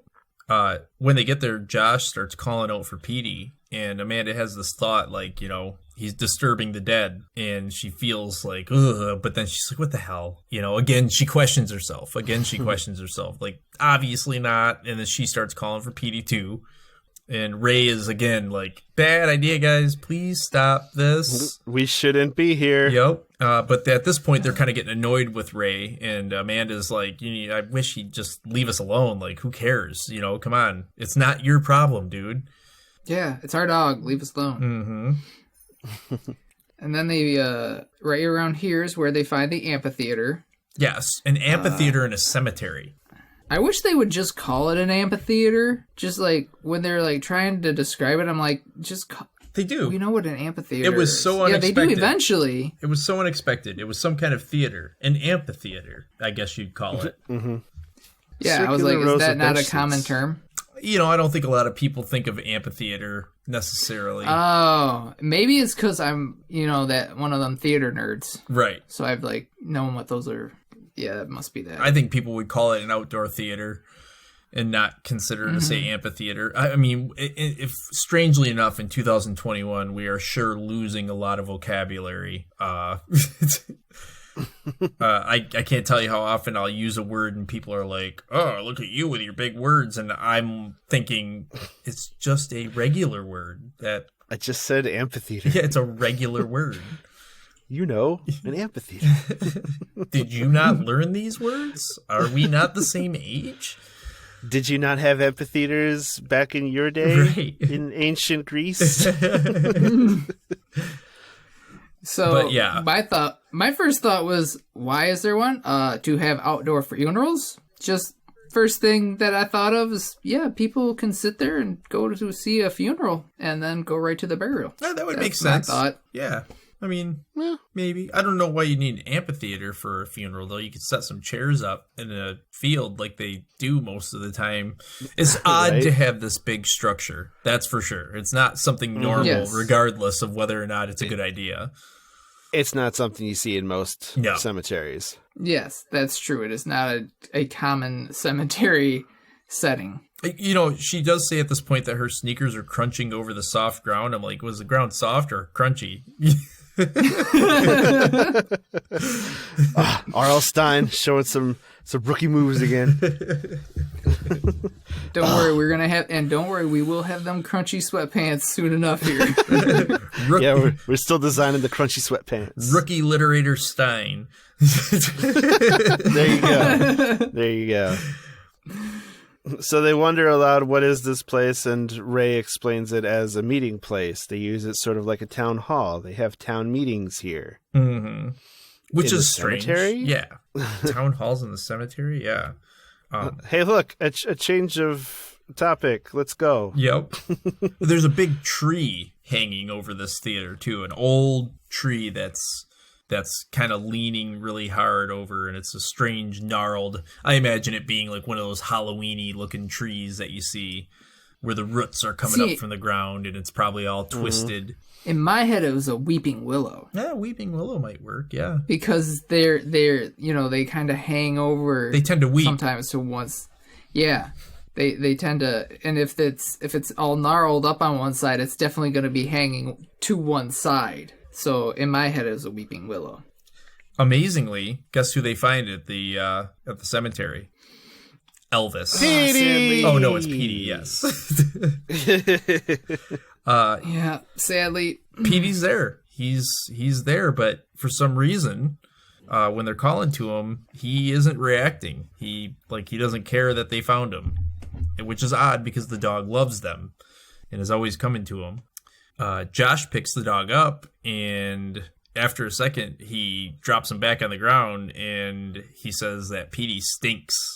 He describes it as smelling like a dead rat, and Petey just kind of walks away slowly. Doesn't even seem to recognize his family. Not at all. And he just kind of was walking around, and Josh didn't get it. He's saying, I don't get it. And then Amanda was basically telling him, come on, let's pick him up. Josh is going on about the stink, and Josh doesn't want to. He wants the dog. He wanted to leave the house at fucking after midnight, go to this creepy-ass cemetery. He finds the dog, and because the dog stinks, now he doesn't want to pick the dog up, and he's telling Amanda she needs to grab the dog. Loyalty, yeah. Well, I like the dog, but if he stinks, fuck him. So then Petey moves away from them again, and they kind of lose track of him. And in their looking for him, their flashlight comes to rest on the front of a granite tombstone with a familiar-looking name on it. It was dun dun dun Karen Somerset. No. Yeah, R.L. Stein. Super What? meta. Karen Somerset has a grave at this cemetery. Right. And I mean, this could be a grandma, couldn't it? But look at the dates. It's 1960 to 1972. This girl died at age 12. It's really interesting because you read it from the book, correct? The actual book? I am reading it. No, I read it off of the site that Josh sent a link to. Okay. I have the Kindle version, which is obviously updated because it was 1977 to 1989. Ooh. But regardless, It's weird. she's 12. Yeah, they updated this book several times, and the original had her living from 1960 to 1972, and then your version had her dying in 89, and I read a different version. I clicked on a different link to get a different version of it, and she had died in 2002. So, and the audiobook that I listened to, it was 89. She died in 89. Okay. Really? Okay. So, yeah, I don't know. There's just they put it in different years based on when they updated, and I don't know if anything else changed besides the dates on the gravestones. You would think that it wouldn't really matter because, I mean, regardless, she's 12 years old. This girl's 12 years old, so it can't be a mother or a grandmother. Or it's a very concerning situation if it is. Right. So she died when she was 12, and they start looking around, and they notice another name, George Carpenter, who was 13 years old, 1991 to 2004 in my version. Or 75 to 88. Yep. And this is starting to get creepy for them because, they've been talking to these kids. They've been playing softball with these kids. And this is why they made mention of their first and last names, because they are finding all of these names on gravestones. Mm-hmm. Until Ray Thurston, the kid who is with them, died at the age of 12 or 11. And which is odd because he's literally with them right now. Yeah. Ray, This one is ... you. Yep. And he confirms, yes, it's me. I'm so sorry, Amanda. He's a ghost. Living dead. Yeah, I was like, okay, so he says that he's the living dead. So there are multiple things that are known as the living dead. Zombies, vampires. Those Ghosts. are both living dead things. Do ghosts Rob count as Zombie. living dead? Rob Zombie. Rob living Zombie, dead. yep. I think ghosts qualify as living dead to some degree. In this scenario, for sure, because they are physically interacting. They're doing things. Yeah.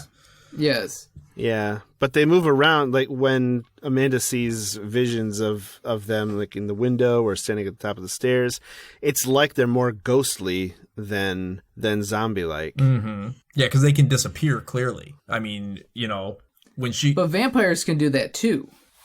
Yeah, that's true. I feel like they're a weird vampire ghost combo. Vampire ghost zombies. Vampire ghost zombies, yeah. Yeah, they're definitely like all three of them put together. Right. It's definitely a unique classification of living dead that exists here. But they weren't supposed to find this out yet. Right. Well, and plus we eventually get to the origin of these living dead, but I forgot what I was going with later. this. That's later on. That is later, but they're also kind of mutants. Yeah. In a way. Yeah, that's right. They are kind of like that. But yeah, since they weren't supposed to find out, Ray confirms that dogs always recognize the living dead, so they have to be killed first, which means that the reason Petey stinks is because he's actually dead and apparently a ghost dog now. Yeah. Which, I mean, in some ways is kind of cool because, I mean, dogs only live to be like between 9 and 16 years old usually, depending on the dog. Petey's small dog, so probably the latter. But now they can keep him forever. He's a ghost dog. But he stinks. He does stink. But since these ghosts can interact with the world, and obviously Ray and these other kids don't stink right now. Right. No, Ray reveals that he has the role of the Watcher to kind of manage the living family, keep tabs on him, keeping the Watcher. Yeah, the Watcher. I'm the Watcher. I'm the Watcher.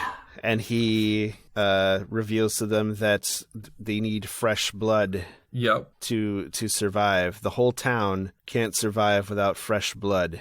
Yep. And she's like, "Why were you doing this?" And he said, "Well, I'm a creep. I'm a loser. He doesn't know what the hell he's doing there. He doesn't belong there."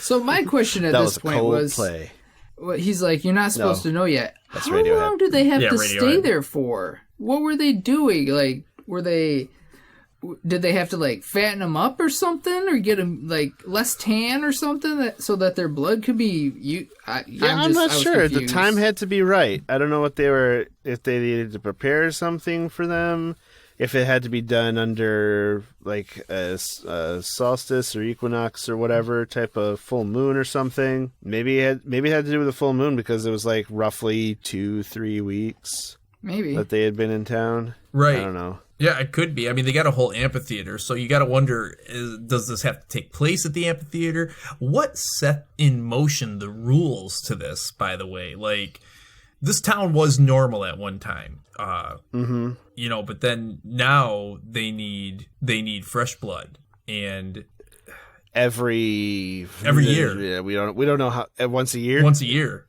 That's how the rule goes. Yeah, once a year they need fresh blood. They need fresh blood once a year. Josh has not found any of this out yet, though.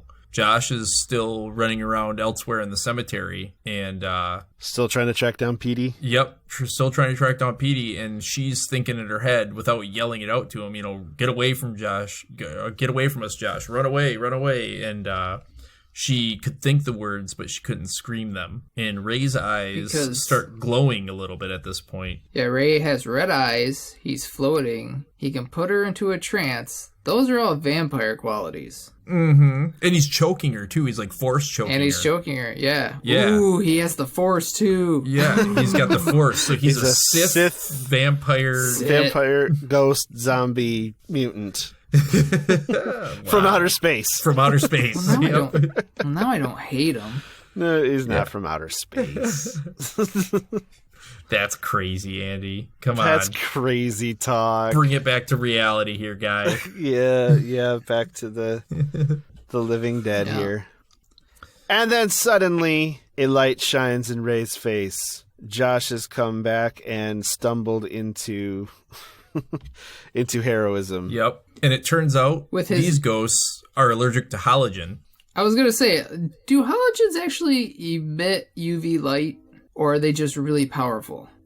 I think it's light in general for them.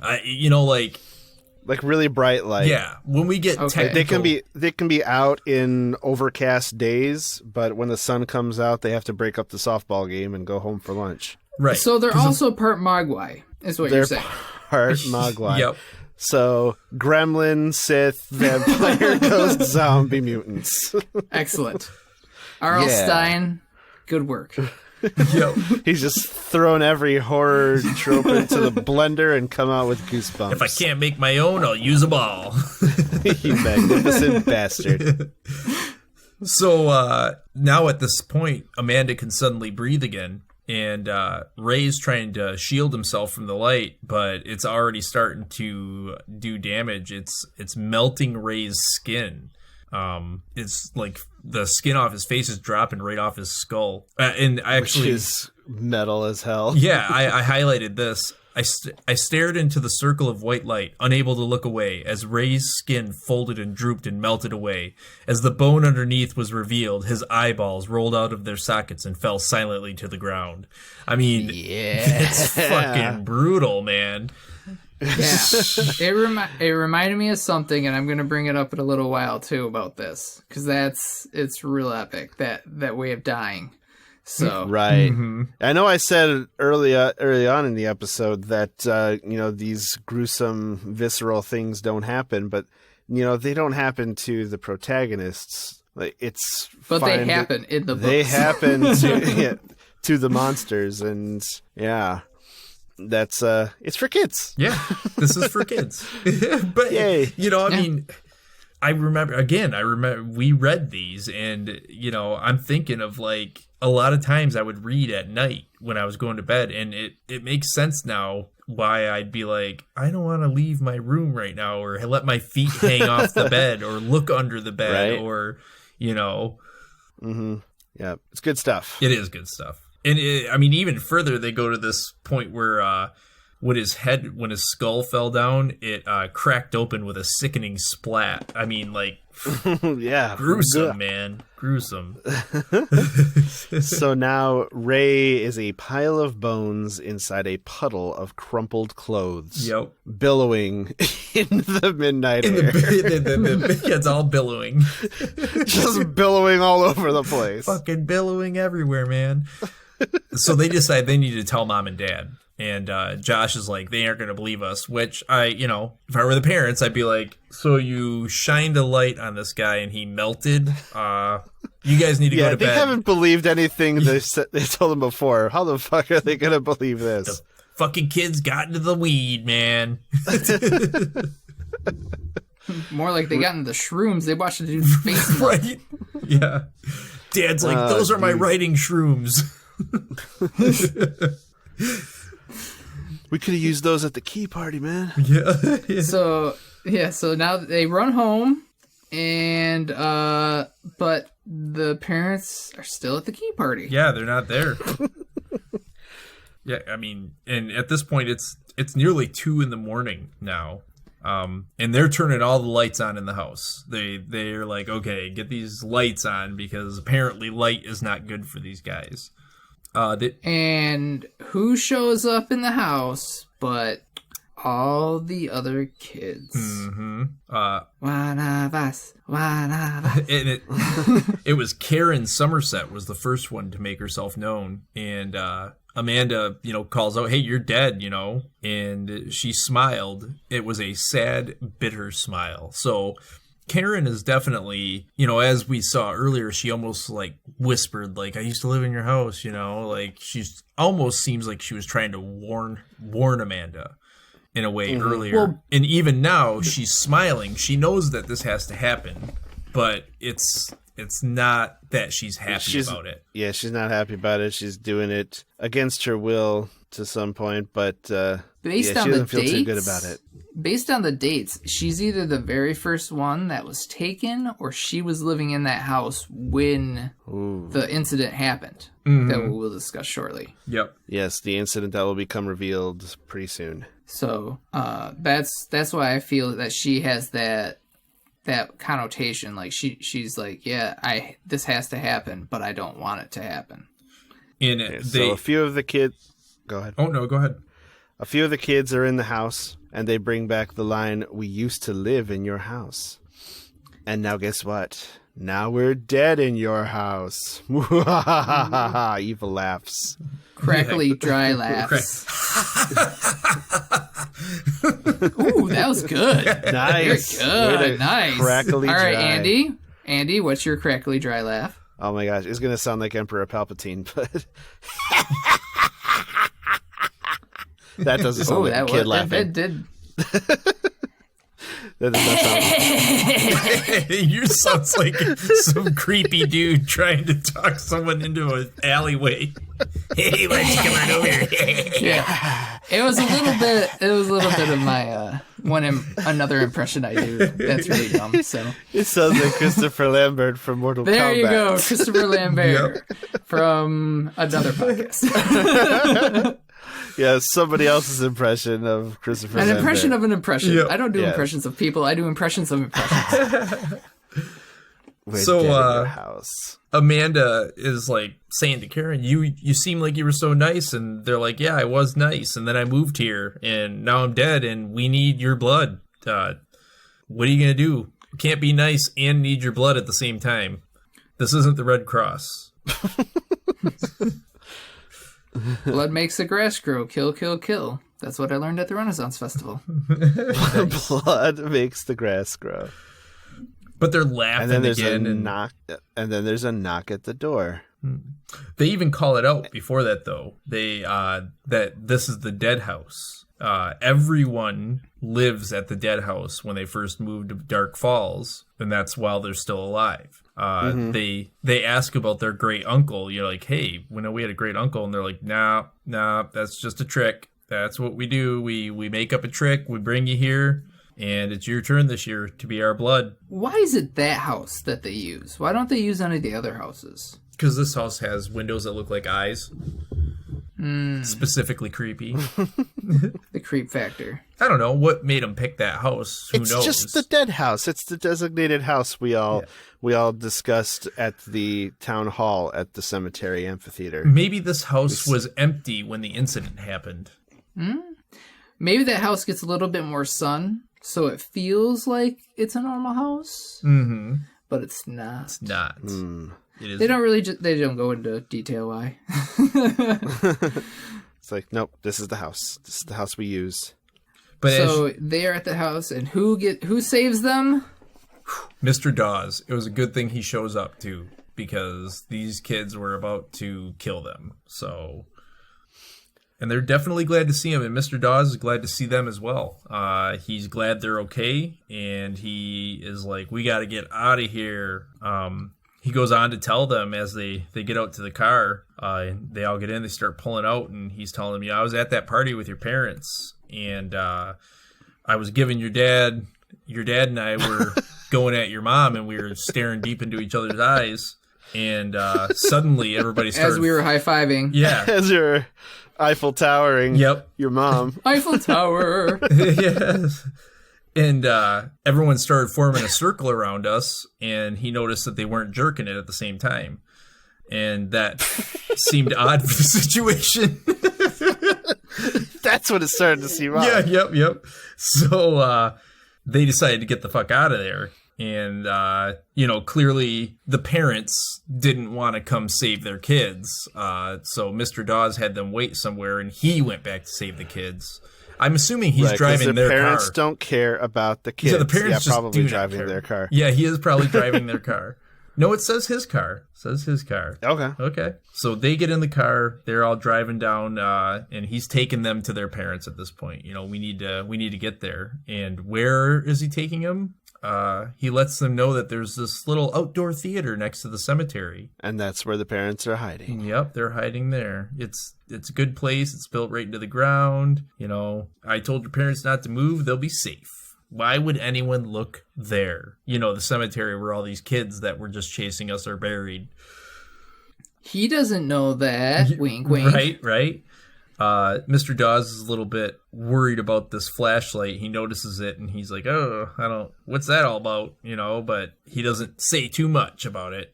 And they get to the cemetery, and they get out and they're ready to go see the parents. And as they're running, Amanda trips. Josh at this point too doesn't know that Petey's dead yet. And Josh is running off trying to get Petey, and she's running to follow him. And that's why she trips.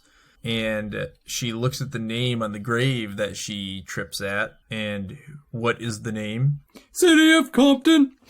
Compton Dawes. Compton Dawes. 1966 to 1996. And I have 1950 to 1980. That's what I have too. 30 years old. 30 years old. He was 30. Yep. So Mr. Dawes is dead as well. Dead. Our true hero told us at the beginning of the story. Yep.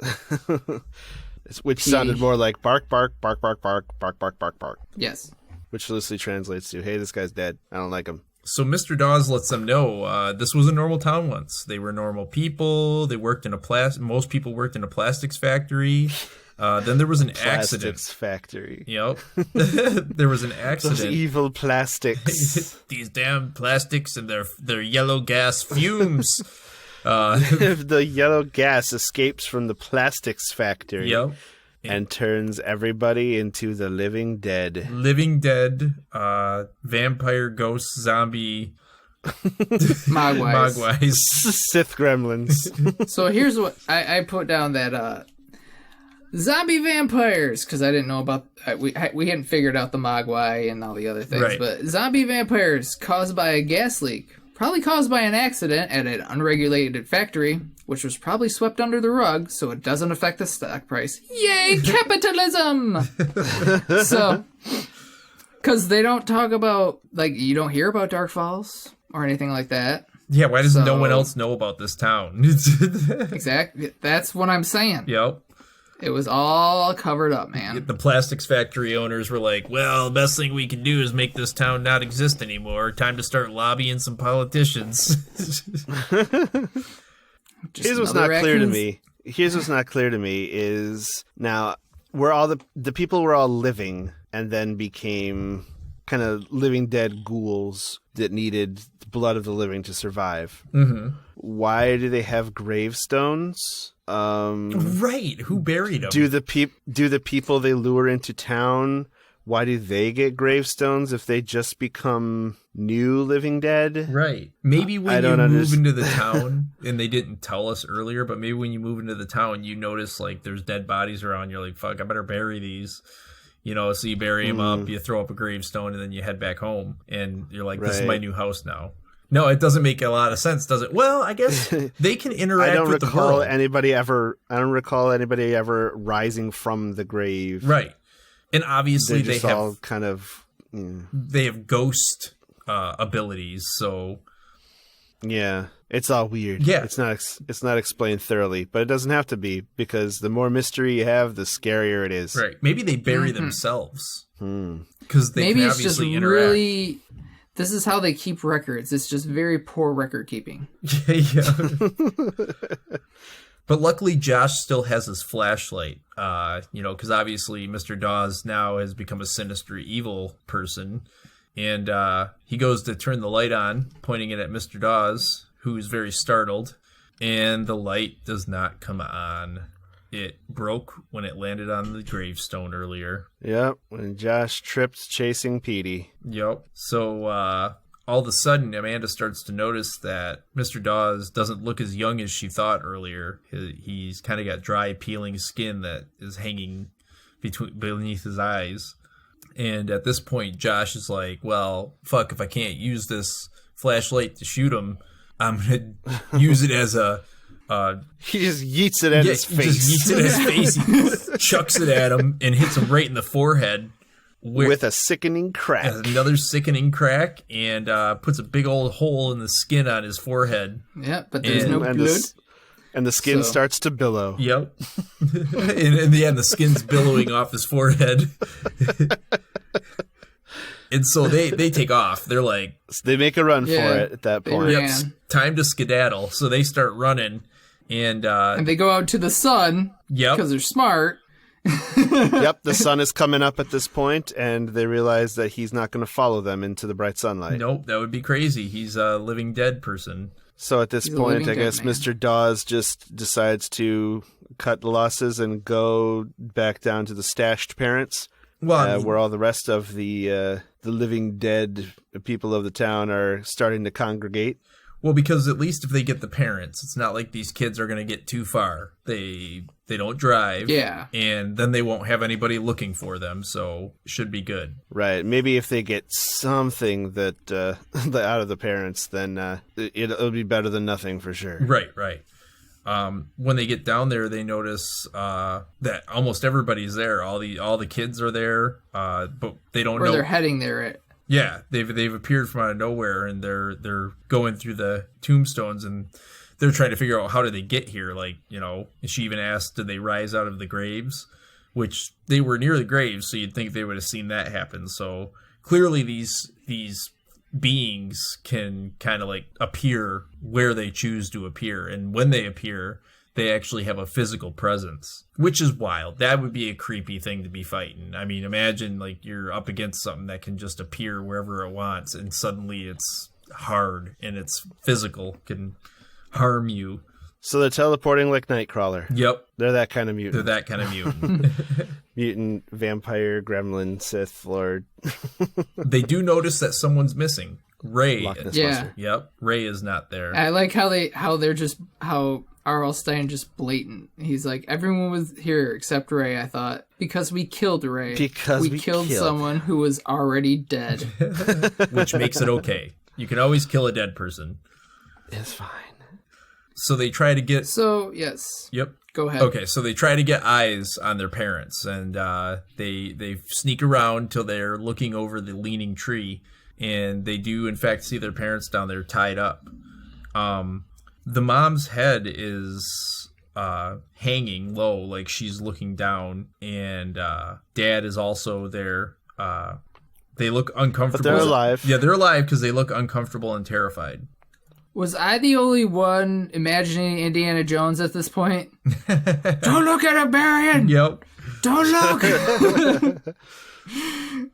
So they don't want to. 'Cause- They don't want to let their mom and dad get killed. But yeah, I know what you're talking about because the melting skin.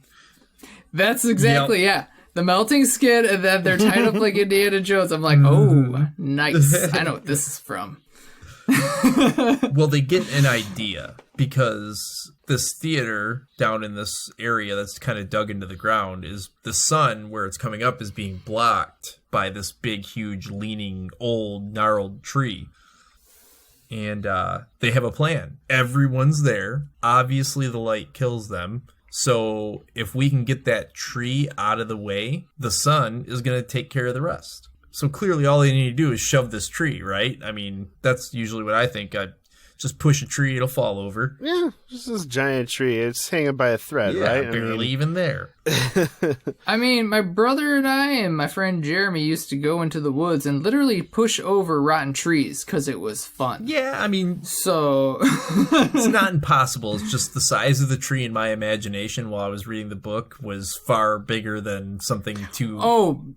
Yeah, again, I same. imagine a weeping willow. Yeah. They're huge. Yep. right. And big enough to cast shade over an entire amphitheater. Right, exactly. So everyone's... But listen to this imagery still, even at this point.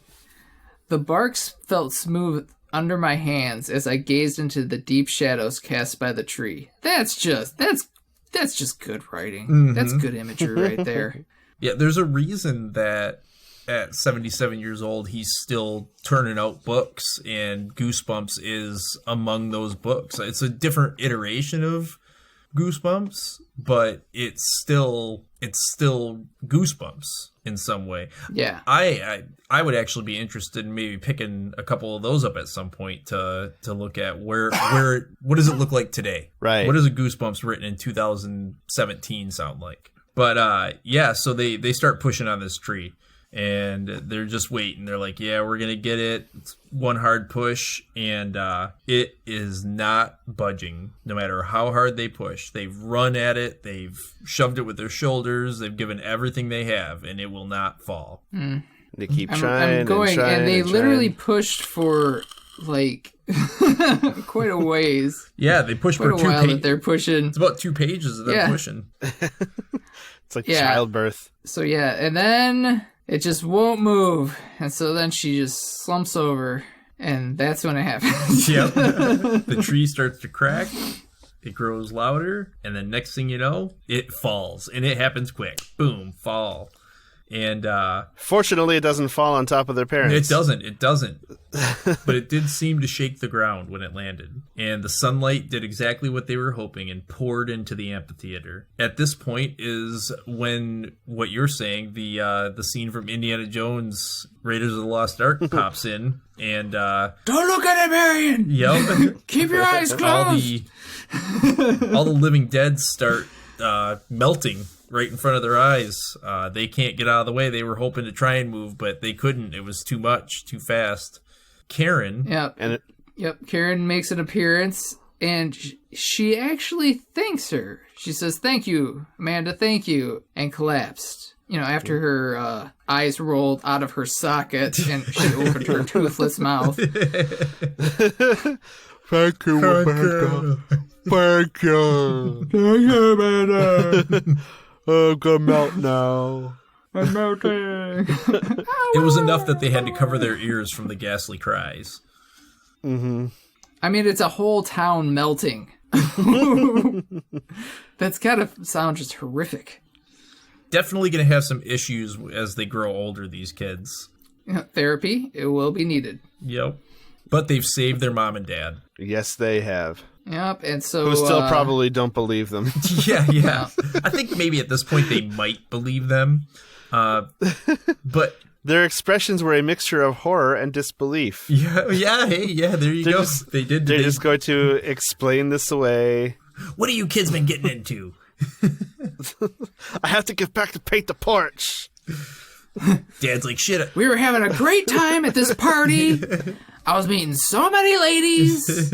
And then this happened. The ladies of this town are freaky. I knew I shouldn't have taken many my writing shrooms.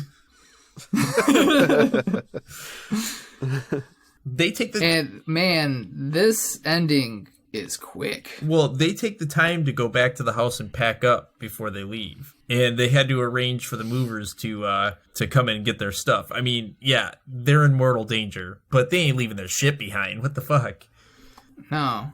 I guess they figure they have the time to get away because the whole town got melted in front of them. And it is daylight out. Apparently. Yep. And it's daylight out, yeah. Yep. So they're going to move back to their old house that they have not sold yet. Yep, Dad couldn't sell it. Even though if everybody's dead, wouldn't they have free reign of the town? You'd think. They wouldn't have to move back. Yeah. I don't know if I'd want to stick around. I mean, they did just go through a traumatic experience. Right. So that I could see. Mm-hmm. Amanda suddenly doesn't want to leave, though, as they're backing down the driveway. And she jumps out, and she needs to go look at this house one last time. This was crazy to me. I would be like, let's get out of here. I agree. Yeah. And the parents are yelling for her, come on, you know, and she gets out anyway. She runs back, and she starts staring at the house. I found myself gazing up at the old house as if I were hypnotized. I don't know how long I stood there. And then she hears tires crunching up the driveway and kind of startled her out of it. A couple of kids get out. They're about her brother's age, which was only a year younger than her, so her age. Mm-hmm. Yeah. And their parents are following them up, and the mom says, here we are. We're at our new house, which is strange because how would they have already bought this house and everything at this point? Like, how much time has passed since she got out of the car? I question. I don't know how much time has passed since they melted the town. Right. Yeah. Yeah. I mean, how quickly did they pack? I thought they packed quickly. And All it says is it didn't take our parents long to get us packed up and to arrange for the movers to take us back to our old neighborhood and our old house. Yep. So it wasn't long, but no clue as to how many days it's been. Right. My guess is probably wasn't fully unpacked. It would probably take them at max 3 days if they were really being slow. And maybe they didn't pack everything because everything wasn't painted. Right. Yeah. But the kids hadn't noticed her yet. And then they do notice her with a, "Who are you?" And she says, I used to live in your house. And then as she ran down to the street to go to the car, she noticed it looked like Mr. Dawes standing up on the porch. It couldn't be. It couldn't be. There's no way. It couldn't be. And she didn't look back. She slammed the car door behind her and they sped away, which is where the book ends. And The book ends. leaves me to question, were they dead? They're either dead or they're just saving themselves and I just thought they were jerks. allowing a new living family to get caught up in the apparently unendable cycle. I think they're dead. I don't think they're dead. I think that Because they say that they arrange with the movers. They arrange with the movers. They leave the actual place. Plus, the Watcher didn't appear, like, he appeared, but he didn't say anything to them right away. and So I think they escaped, but the town still needed blood. Yeah, the cycle continues. I don't So think the that cycle Bensons continues are, with the new family. I don't But think why the didn't they Bensons are warn dead. the family? I think they just escaped Nope. and are selfishly not warning. hear me out. Everyone in that town lived in that house until they were dead, and then they left that house. Okay? So, yes, they arranged... But they stayed in town. Right. But you're saying, like, okay, well, they arranged with the movers, so clearly this makes them alive, right? But wait a second. All of these people in this town can interact with the living. They can sell them houses. They can fill out paperwork with them. They can play softball with them. And it almost leads me to wonder... if that was Mr. Dawes up on the porch. I mean, maybe it was, maybe it wasn't. I'm leaning towards it probably was. Maybe the sunlight doesn't necessarily kill them because it's not like they are vampires. They're the living dead, but they have all these ghostly powers as well. Maybe the sunlight is just, they can't exist or be seen in the sunlight. You know what I mean? Like it takes away from their form, their physical form, and sends them back to an ethereal form. Well, there was definitely a finality to the way that they treated being melted. Sure. Like Karen thanked her for ending the curse. She didn't thank her for ending the curse. She said thank you. She just said thank you, right? She just said thank you. But this that was kind of the ghosts. The ghosts have been deceptive through this whole story. Why would they not be deceiving them then? I say that we should continue this debate on the subreddit. Yeah, I think that sounds good. If you're listening to this and you want to chime in, weigh in, we have a subreddit on Reddit, reddit.com/r/ReLiterated, and you can go there to interact with us, talk about the books that we discuss, and engage in discussions like this. Is the Benson family dead, or are they escaping? You can also tweet at us at ReLiterated on Twitter. Or you can send us an email at reliterated@gmail.com. Let us know what you think. Any gripes you have with us, or any praise you may have, any ideas you might have for books that you'd like to see, and maybe we'll get to them. We do have quite an extensive list of books that we're going to go through, but you never know if... We got some exciting stuff down the pipeline. Yep. You never know if someone might mention a book that we just can't help ourselves and need to read it right away. Yeah. So we want to interact with our listeners. So we encourage you to get in contact with us. We're excited about it. And we are new at this, so please, if you could, rate, review, on Apple, Spotify, everywhere that you can. Because again, we're trying to reach the masses with this, and trying to build our audience. yeah, Yep. And because we really enjoy doing it. So we're having fun, and we hope you're having fun as well. I've heard a lot of good comments from friends and family that have listened, and we appreciate all of you. And are we done with Dead House, or we have a little bit more to say about it? well, I think we're done with how it ends, because that again, it's kind of left up in the air on how it ends. But I'd say, as far as recommending it, I say go back and reread it. It's actually a fun read. It's quick, but it's fun. I read it 3 times since we picked it out and decided over our period of time as we were gonna really record for this podcast. I read the book 3 times, and it was fun to read each time, just so that I could really get an idea of everything that was going on. That's right. And we are going to, this isn't the last you're going to hear about Goosebumps. We are going to do more Goosebumps books down the road. We've already scoped out a couple of our favorite entries in the series that we're going to give an in-depth reading to in the future. But this is not a Goosebumps podcast, not dedicated to solely Goosebumps.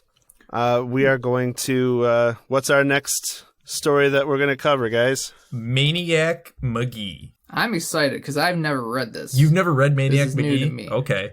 I think Again, Huron County, 99% white. So, I didn't don't really know about that.